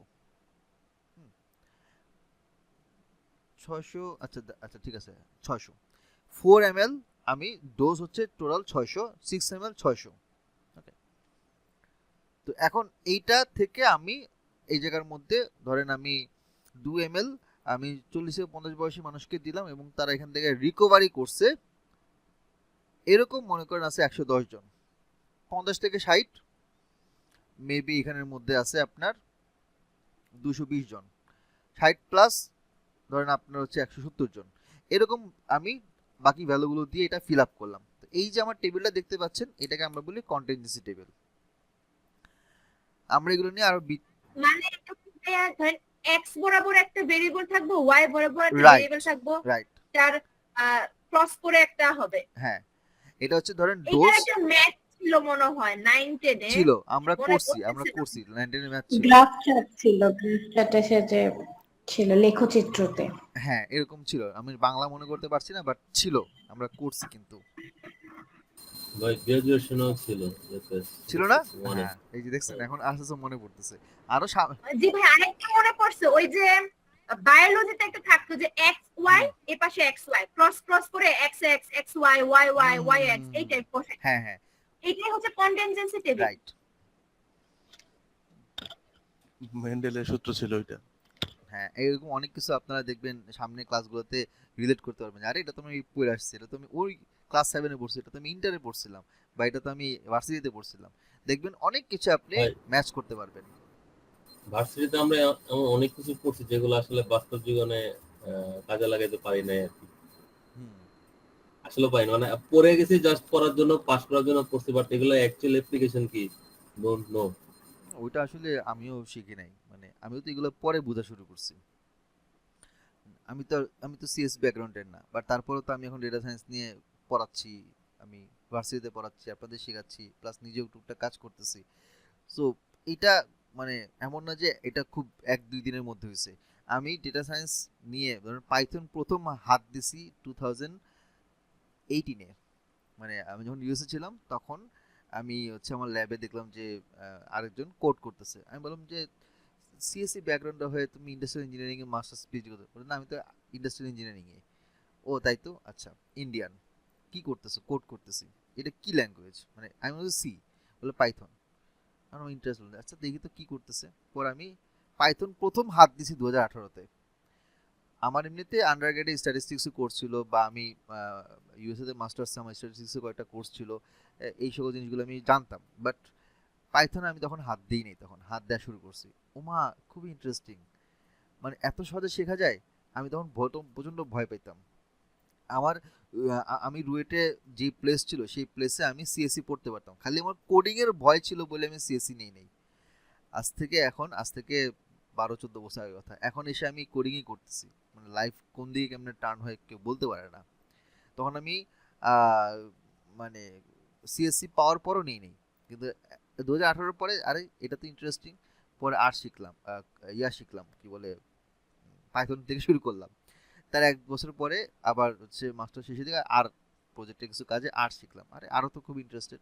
যদিও আর আমি এখন প্র্যাকটিস করি না, এখন অনেক কিছু আমি ভুলে গেছি, কিন্তু বেশিরভাগ কাজই পাইথন আমাকে করতে হয়। তো ওই যে তখন শুরু করছি 2020-এ এসে, যখন কোভিড চললো, আমি তো এর আগে দেশে চলে আসছি, কোভিড শুরু হইলো, ওই সময়টা আমি আরেকটা ইউনিভার্সিটি ছিলাম চিটাঙে, পরে ওখান থেকে ঢাকায় চলে আসছি ওই 2020 সালে। তখন কোভিডের মাঝখানে আমরা এই গ্র্যাড বাংকার একাডেমি ফার্স্টে শুরু করি, মানে আমার সাথে যিনি পার্টনার আছেন উনি হচ্ছে ইউএসএ তে ওই সময় পিএইচডি করতেছিলেন। তো উনি বলেন যে ঠিক আছে। তো তখন আমরা আসলে পিওরলি একাডেমিক পারপাসে হচ্ছে শেখাচ্ছিলাম, মানে পাইথন একাডেমিক পারপাসে বা স্ট্যাটিস্টিক্স এরকম। আমি একাই তখন ছিলাম, আর কেউ ছিল না। তো রিয়াদ ভাই উনি তো তখন পিএইচডি করতেছিলেন, এখন পিএইচডি শেষ, রিয়াদ ভাই এখন ইন্টেলে জব করেন। তো উনি অলরেডি ওখানকার সিটিজেন। তো আমি এখানে দেশে এই এই গ্রেট বাংক একাডেমি নিয়ে হচ্ছে বছর চলে যাচ্ছে, মানে আমি এখান থেকে ছুটতে পারতেছি না, সামহাও বেরোতে পারতেছি না, একটা সার্কেলে আটকে গেছি। তো আমার নিজেরও পড়াতে ভালো লাগে, তো এই জন্য আর কি এই জায়গাতে আটকে আছি। এনিওয়েজ, তো তারপরে এইখান থেকে আস্তে আস্তে আমি পাইথন শিখতেছি, স্ট্যাটিস্টিক্সে আরো ইন ডেপথে শেখা শুরু করছি, মজা পাচ্ছি, ইন্টারেস্টিং ভিডিও দেখতেছি বিভিন্ন। তখন তো এখন যেমন হচ্ছে আপনি দেখবেন বাংলাদেশে ওরকম অনেকগুলো এডটেক প্ল্যাটফর্ম আছে, অনেক ধরনের কোর্স আছে, অনেক ভিডিও আছে। 2018-19-এর দিকে তখন কিন্তু এগুলো ছিল না। আপনারা বিলিভ করতে পারবেন না, আমি ইউএসএ তে থাকতে ওই সময়ে বাংলাদেশি টাকায় প্রায় 2.25 লাখ টাকা খরচ করছি শুধুমাত্র এই ধরনের কোর্সের পিছনে। তখন বাংলাদেশে কোনো কোর্স ছিল না, আমরাই তো 2020-এ প্রথম শুরু করছি ডেটা সায়েন্সে, তার আগে তো কেউ ছিলই না। তারপরে যা হচ্ছে আপনার আরো অন্যান্য প্ল্যাটফর্ম, ধরেন আপনার ওস্তাদ, ডেটা সলিউশন 360 বা আরো অন্যান্য কয়েকটা আসছে, আমাদের পরে আসছে। তো প্রথমে আমি হচ্ছে একা হাতে শুরু করছিলাম। তো এই যে যখন শুরু করছি তখন আস্তে আস্তে একটু একাডেমিক পারপাসে আপনাদেরকে তখন কোর্স টোর্স নিতাম। পরে আস্তে আস্তে একটা পরিচিতি আসলো, আমাকে মানুষজন চিনলো, কিছু ইউটিউব ভিডিও শেয়ার করতাম, আমার প্রোফাইলে শেয়ার করতাম। তখন কোভিডের সময় মানুষজন শেখা শুরু করছে, জানা শুরু করছে যে ডেটা সায়েন্স বলে কিছু একটা আছে। বাংলাদেশের মানুষজন, বাংলাদেশের কোম্পানিরও জানে না, বাংলাদেশের মানুষজন কোম্পানি মনে করতে জানেন কি ডেটা সায়েন্স মানে হচ্ছে ডেটা এন্ট্রি কাজ, এবং এগুলো নিয়ে প্রচুর ট্রল হইতো, আমারও বহুত কথা শুনতে হয়েছে, বাট আমি অ্যাডামেন্ট ছিলাম যে না, এই সেক্টরে এই জিনিস আসলে কি আমাকে বুঝতেই হবে। তো এটার পেছনে আমি প্রচুর টাকা খরচ করছি, মানে বাইরের বিভিন্ন ইন্টারন্যাশনাল কোর্স টোর্স করছি, শিখছি। মানে সার্টিফিকেটটা বড় কথা না, শেখাটা বড় কথা, আমি প্রচুর শিখছি। তো যখনই সময় পেয়েছি তখনই শিখি, স্টিল না এখনো শিখতেছি। মানে এই যে এখন আপনার এআই এজেন্ট, এআই বিভিন্ন চ্যাটবোট, হ্যাঁ, এলএলএম মডেল, তো এইগুলো তো আমাদের মেন্টর আছেই। আমি ওগুলো বুঝি না, আমি অনেস্টলি স্পিকিং, আমি ডিপ লার্নিং এনএলপি পর্যন্ত টুকটাক পারি, বা রিসার্চের কাজ করি, কিন্তু আপনার এলএলএম মডেল এআই আমি মানে অনেস্টলি এগুলো বুঝি না। তো আপনার এই জাফরিলের কাছ থেকে, ইফাতের কাছ থেকে মাঝে মধ্যে বলি, এই তুমি তো আমার শেখাও তো, এটা কেমনে কি, ওটা কি, এইখান থেকে কি কি শিখবো। ওদের কাছ থেকে আমি নিজে নিজে হচ্ছে এখন টুকটাক শিখতেছি। তো শেখার কোনো শেষ নাই, প্রত্যেকদিনই নতুন নতুন শিখতেছি। তো আপনারা এখন লাকি, কারণ আপনারা এরকম অনেক প্ল্যাটফর্ম পাচ্ছেন, আমাদের সময় তো ছিল না। তখন কষ্ট করে বই পাতা ধরে ধরে, পেজ ধরে ধরে, পিডিএফ ধরে ধরে শিখতে হয়েছে, প্রচুর কষ্ট নিয়ে শিখতে হয়েছে। তখন ইউটিউবে এত রিসোর্স ছিল না, ছিল কিছু ছিল, যেমন আপনার এন্ড্রু এনজিওর ছিল, কৃষ্ণ নায়কের কিছু ভিডিও ছিল, বা কিছু ইউটিউব চ্যানেল পপুলার যেগুলো আমি ফলো করি, অ্যালেক্স দ্য অ্যানালিস্ট, বা হচ্ছে আপনার স্ট্যাটকোস্ট উইথ জস ট্রামার, এগুলা তখনও ফলো করতাম, এখনও ফলো করি। তো ওদের ভিডিওগুলো খুবই ইন্টারেস্টিং, মানে সহজে বোঝা যায়। এই করতে করতে আস্তে আস্তে এই পজিশনে আসছে, মানে আমাদের কোম্পানিটা এই 5 বছরে এখন বাংলাদেশে এটা আরটিএসি করা লাইসেন্স কোম্পানি, ট্রেড লাইসেন্স সহ। আমাদের যা শুধুমাত্র একটা অফিস স্পেস নাই, বাদ বাকি সব কিছুই আছে। ও আপনাদেরকে একটা কথা বলছিলাম আজকে গ্রুপের মধ্যে, যে আপনাদেরকে একটা সুখবর দিব। তো সুখবর, তারেক আপনি মনে হয় ওই সময় বলছিলেন যে একটা হচ্ছে ওয়েবসাইট নিয়ে, তারেক আছেন? হ্যাঁ হ্যাঁ আচ্ছা, হ্যাঁ হ্যাঁ। আমি একটু আপনাদের দেখাই। এখন এইটা কিন্তু এখনো কিন্তু মানে আন্ডার কনস্ট্রাকশন, বুঝছেন? খালি পেজটা লাইভ আছে। তো এখানে কিছু জিনিস এখানে বসবে। তো এখানে আরো কিছু ইনফরমেশন বসবে। সো আমাদের এখানের মধ্যে মানে আমাদের এই ওয়েবসাইটে এটা আগে যেটা ছিল এটা একদম খুবই নিম্নমানের লেভেলে ছিল। তো আপনার ওই যে এই বছরের কোরবানির পরে হচ্ছে আমরা শুরু করি কাজ, কিন্তু দেখা যায় যে কাজ খুবই স্লো গতিতে আগাচ্ছিল। আমরা মোটামুটি শেষ করে চলে আসছি। এই মাসের মধ্যে আমরা হয়তো পুরোপুরি অফিসিয়ালি আমরা রিলিজ দিব। সো এখানে আপনার বিভিন্ন আমাদের বুট ক্যাম্প, তারপরে শর্ট কোর্স, তারপরে আমাদের হচ্ছে এখানের মধ্যে কি বলে যে আপনার ওয়ার্কশপ, ঠিক আছে, কনসালটেন্সি, হ্যাঁ, এই জিনিসগুলো এখানে আছে, ব্লগ পোস্টগুলো এখানে, মেন্টরের ছবি আছে, আরও কিছু ছবি অ্যাড হবে আর কি। তো আরও কিছু জিনিস এখানে অ্যাড আছে। আমি যদি একটু অ্যাবাউট আসের একটা পেজ আছে, যদিও অ্যাবাউট আসের পেজ এটা এখনো ডেভেলপার নিয়ে এখনো কথা হচ্ছে, এখনো কাজ চলতেছে, মানে কাজের শেষ নাই, চিন্তা করতে পারবেন না, প্রচন্ড পরিমাণ বিজি আমি এগুলো নিয়ে। এটা হচ্ছে আমাদের অ্যাবাউট আসের পেজ, যদিও এটা এখনো লাইভে নাই। সো হু উই আর, আমাদের মিশন, ভিশন, প্রবলেম, আমরা সলিউশনগুলো কি, মেন্টর, আর কিছু ছবি আসবে। এখানে আমাদের টেকনোলজি কি ইউজ করতেছি, ক্যারিয়ার ট্র্যাকের আমাদের 4টা ক্যারিয়ার ট্র্যাক নিয়ে আমরা কাজ করতেছি। বুট ক্যাম্প এখানের মধ্যে, আমাদের প্লেসমেন্টের এখানে আরও কিছু ছবি বাকি আছে, এখানে ডিজাইনার এখনো সব রেডি করে নেই। আমাদের প্লেসমেন্টের ছবিগুলো, আমাদের একাডেমিক পার্টনারের ছবিগুলো, এগুলো সব আছে, এগুলো আপনারা সব পাবেন। ইভেন ব্লগ পোস্ট একটা আছে, ওই ব্লগের মধ্যে বিগত 2-3 বছরের যে ব্লগগুলো আছে সেগুলো সব এখানে অ্যাড হবে। হ্যাঁ, কোর্সের পেজে যদি আপনি যাই, কোর্সের পেজে এখন এগুলো জাস্ট র্যান্ডমলি দেওয়া, এখানে অনেক কিছু বাদ আছে। তবে মজার ব্যাপার হচ্ছে, যেটা আপনাদের আমি বলি, সেটা হচ্ছে আমাদের এখানে এতদিন পর্যন্ত মানে গত 4 বছর ধরে আমরা ম্যানুয়ালি ওই সেন্ড মানিতে আমরা টাকা নিচ্ছি, আপনাদের কাছে পেমেন্ট নিচ্ছি, বা ব্যাংকের থ্রুতে আমার পার্সোনাল অ্যাকাউন্ট থেকে। ইনশাল্লাহ এটা যদি ঠিকঠাক হয়ে যায়, এরপর থেকে এই সেন্ড মানির ঝামেলা থাকবে না। আপনারা ডিরেক্ট সিকিউর পেমেন্টে, মানে এই যে নিচে এখানে দেওয়া আছে, এখানে এটা দেওয়া আছে, আরেকটা ব্যানার এখানে বসবে, একদম ডিরেক্ট আপনার ই কমার্সের, এটা কি বলে, এসএসএল কমার্সের সিকিউর পেমেন্টে ডাইরেক্ট আপনারা পেমেন্ট করতে পারবেন। ভাইয়া, হ্যাঁ আমি ওই যে প্রথম আমাদের কোর্সের শুরুর দিকে আপনাকে মনে হচ্ছে বাংলা কিওয়ার্ডের কথা। হ্যাঁ হ্যাঁ হ্যাঁ, বাংলা কিওয়ার্ড, বাংলা কি, হ্যাঁ, এটা কিন্তু এখন নেক্সট এখন থেকে যারা ট্রেড লাইসেন্স রিনিউ করবে তাদের মেয়ে বাধ্যতামূলক করা হচ্ছে। রাইট। না, আমাদের ট্রেড লাইসেন্স তো হচ্ছে এই যে গত মাসে রিনিউ করলাম, হ্যাঁ, অডিট ট্রেড সব কিছু করা হয়েছে। এটা এটা এটা এটা রিসেন্ট, গতকালকে বা পরশুদিনের নিউজ মেবি এটা। ও আচ্ছা আচ্ছা। এটা আস্তে আস্তে মানে এটা বাধ্যতামূলক করা হবে, মানে যত ট্রেড আছে। এ- যদি আপনি বাংলা কিওয়ার্ড নিয়ে থাকেন, আপনাদের জাস্ট পেজে বা কোথাও যদি এই কোডটা দিয়ে রাখেন, স্ক্যান ল্যাপটপ থেকে স্ক্যান করে উই ক্যান পে ইওর ও মানি। আচ্ছা আচ্ছা আচ্ছা। মোটামুটি সব ব্যাংক, বিকাশ, যত এমএফএস আছে বাংলাদেশে, প্লাস হচ্ছে অলরেডি 25 বা প্লাস মাইনাস হতে পারে। আচ্ছা আচ্ছা। হ্যাঁ, আপনি এসএসএল আমরা সবগুলো এক এসএসএল এর মধ্যে বাংলা keyword- কিওয়ার্ড তো অ্যাড করা আছে, আমি যতটুকু জানি। এসএসএল এর টিমের সাথে আমার কথা হয়েছে। তো এই হ্যাঁ, বাংলা কিওয়ার্ড তো এসএসএল দিবে না, বাংলা কিওয়ার্ড দিব ব্যাংক। ব্যাংক, আচ্ছা আচ্ছা। হ্যাঁ, ও এসএসএল একটা থার্ড পার্টি, সে ব্যাংক থ্রু কাজ করে, সে যদি আপনাকে দেয় তার একটা নিজের কমিশন রাখবে। এমনি না, এটা ব্যাংকে সবাই আমরা লাগবে। এই যে আমি যে এসএসএল কমার্সের থ্রুতে যে পেমেন্ট করতেছি, এখানে তো ওরা একটা হ্যাঁ। পার্সেন্টেজ না, কাটবে। আপনি ওখানে ভালো কাটে, অনেক কাটে। আপনি হচ্ছে এসএসএল এ যদি যান, আপনার হচ্ছে 0.5 1.5 মেবি হ্যাঁ হ্যাঁ হ্যাঁ 1.5 এর নিচে হ্যাঁ হ্যাঁ, কমিশন আছে নেয় না। আছে। বাংলা কিওয়ার্ড হচ্ছে আপনার 1060 টাকা, মানে 0.7 অনলি। কিন্তু বাংলা কিওয়ার্ডে কি আপনার সবগুলো ব্যাংক সাপোর্ট করে, বাংলাদেশি যে ব্যাংকগুলো আছে? মোটামুটি বাংলাদেশের ফেমাস সবগুলো ব্যাংক আছে, অলরেডি 25 আছে, এন্ড এটা বাধ্যতামূলক, সবাই আসতে হবে। আচ্ছা, এখন যাদের এখন আপাতত apps এটা দিয়ে শুরু করি, কারণ এখানে আপনার অনেক হ্যাঁ। খরচের ব্যাপার আছে। এআইডি দিলাম, জাস্ট কোডটা থাকলে, যেমন আজকে সকালে শৈলী আপু আমাকে কোডটা দিছে, তখন আমি একদম মনে করলাম যে মানে পেমেন্ট ডিটেইল দিতে, তখন জাস্ট একটা বাংলা কিওয়ার্ড থাকলে জাস্ট স্ক্যান করতাম, ফার্স্ট করে পেমেন্ট হ্যাঁ হয়ে হ্যাঁ। যেত, একদম রিল্যাক্স।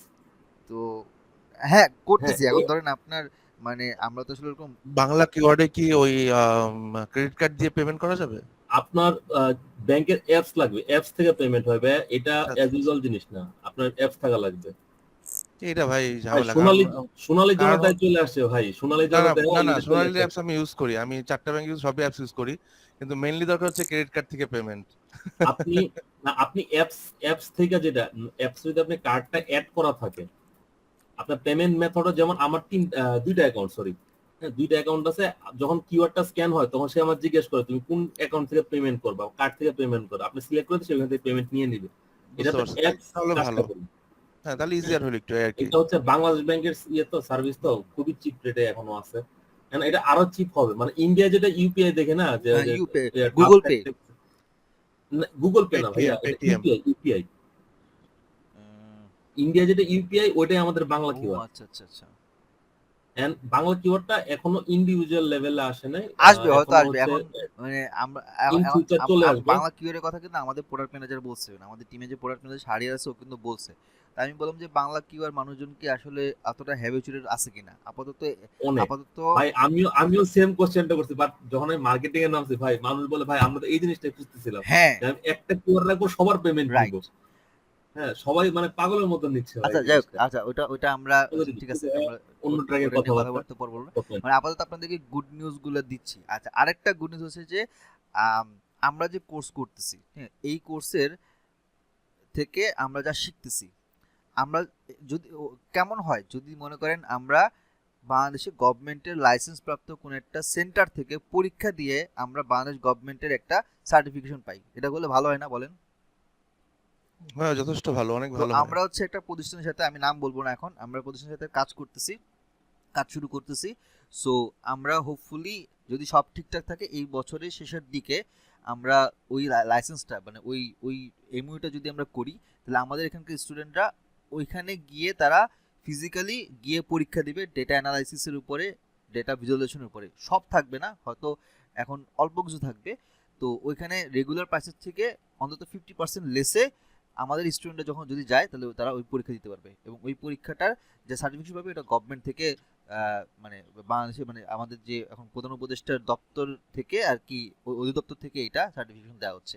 তো ওদের সাথে আমাদের একটা কথা চলতেছে, আশা করি হয়তো এই মাসের মধ্যে আমি ওদের অফিসে গিয়ে সব ডিল করবো। এটা কি ভাইয়া নেক্টারের আন্ডারে যাবে নাকি বগুড়া যেটা আছে না ওইটা? নেক্টার নেই, এটা হচ্ছে আপনার ইয়ার উপর আন্ডারে, এনএসডি আন্ডারে। আচ্ছা আচ্ছা তাহলে ঠিক আছে, ওটা তো ঢাকাই, হ্যাঁ। নেক্টার তো আবার বগুড়া। এনএসডি আন্ডারে, এনএসডি হচ্ছে আপনাদেরকে বলি যে জাতীয় দক্ষতা উন্নয়ন কর্তৃপক্ষ, প্রধান উপদেষ্টার কার্যালয়।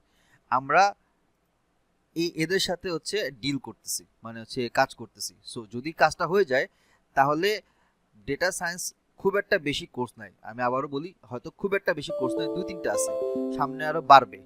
সো যেহেতু আমরা এখন থেকে হচ্ছে মানে তাদের সাথে যদি আমরা এমইউটা করে রাখি, সামনের কোর্সগুলো যখন হবে তখন আপনারা এখান থেকে আমাদের এখান থেকে কোর্স করে ওইখানে যখন আপনি পরীক্ষা দিতে যাবেন তখন 50% লেসে পরীক্ষা দিতে পারবেন। ধরুন 3000 টাকা ফি হলে 1500 টাকা পাবেন, 50% বা 40% এটা হবে আর কি, এটা এখনো ঠিকঠাক হয় নাই। এটা হচ্ছে আমাদের সেকেন্ড যে অ্যানাউন্সমেন্ট। আর থার্ড আরেকটা অ্যানাউন্সমেন্ট হচ্ছে আমরা হয়তো অফলাইনে কোর্স অফার করতে পারবো না, কারণ ওই অ্যাবিলিটি বা ওই ম্যান পাওয়ার বা ওই জিনিসটা আসলে এই মুহূর্তে নাই। একবার এটা নিয়ে কিন্তু কথা হয়েছিল 2 সপ্তাহ আগে, আমি জানি না আর তারেক আপনার মনে আছে কিনা, গ্রুপের মধ্যে কথা হয়েছিল, আমি বলছিলাম যে একটা অফলাইনে কোর্স করতে গেলে কি পরিমাণ খরচ, কি পরিমাণ বাজেট রাখতে হয়। সো অফলাইনে হয়তো আমরা কোর্স করতে পারবো না, বাট অন্তত মাসে 2টা অফলাইন সেমিনার আমরা অ্যারেঞ্জ করতে পারবো, গেট টুগেদার অ্যারেঞ্জ করতে পারবো, যেটা আমরা আগে করতে পারি নাই। এর আগে যেটা করছি সেটা হচ্ছে কোনো একটা রেস্টুরেন্টে গিয়ে করছি, যেগুলো ছবি টবি আপনারা দেখেন আমাদের পেজের মধ্যে। বাট আমরা অফিসিয়ালি হচ্ছে ওয়ার্কশপগুলো আমরা করব নেক্সট মান্থ থেকে। সো এই হচ্ছে অ্যানাউন্সমেন্টগুলো। তো আমরা চেষ্টা করতেছি আরও কিছু ফিচার আপনাদের সামনে আনার জন্য। আপনারা আমাদের সাথে থাকেন, ভালো কিছু শিখেন এবং সামনের জন্য আগাতে পারেন।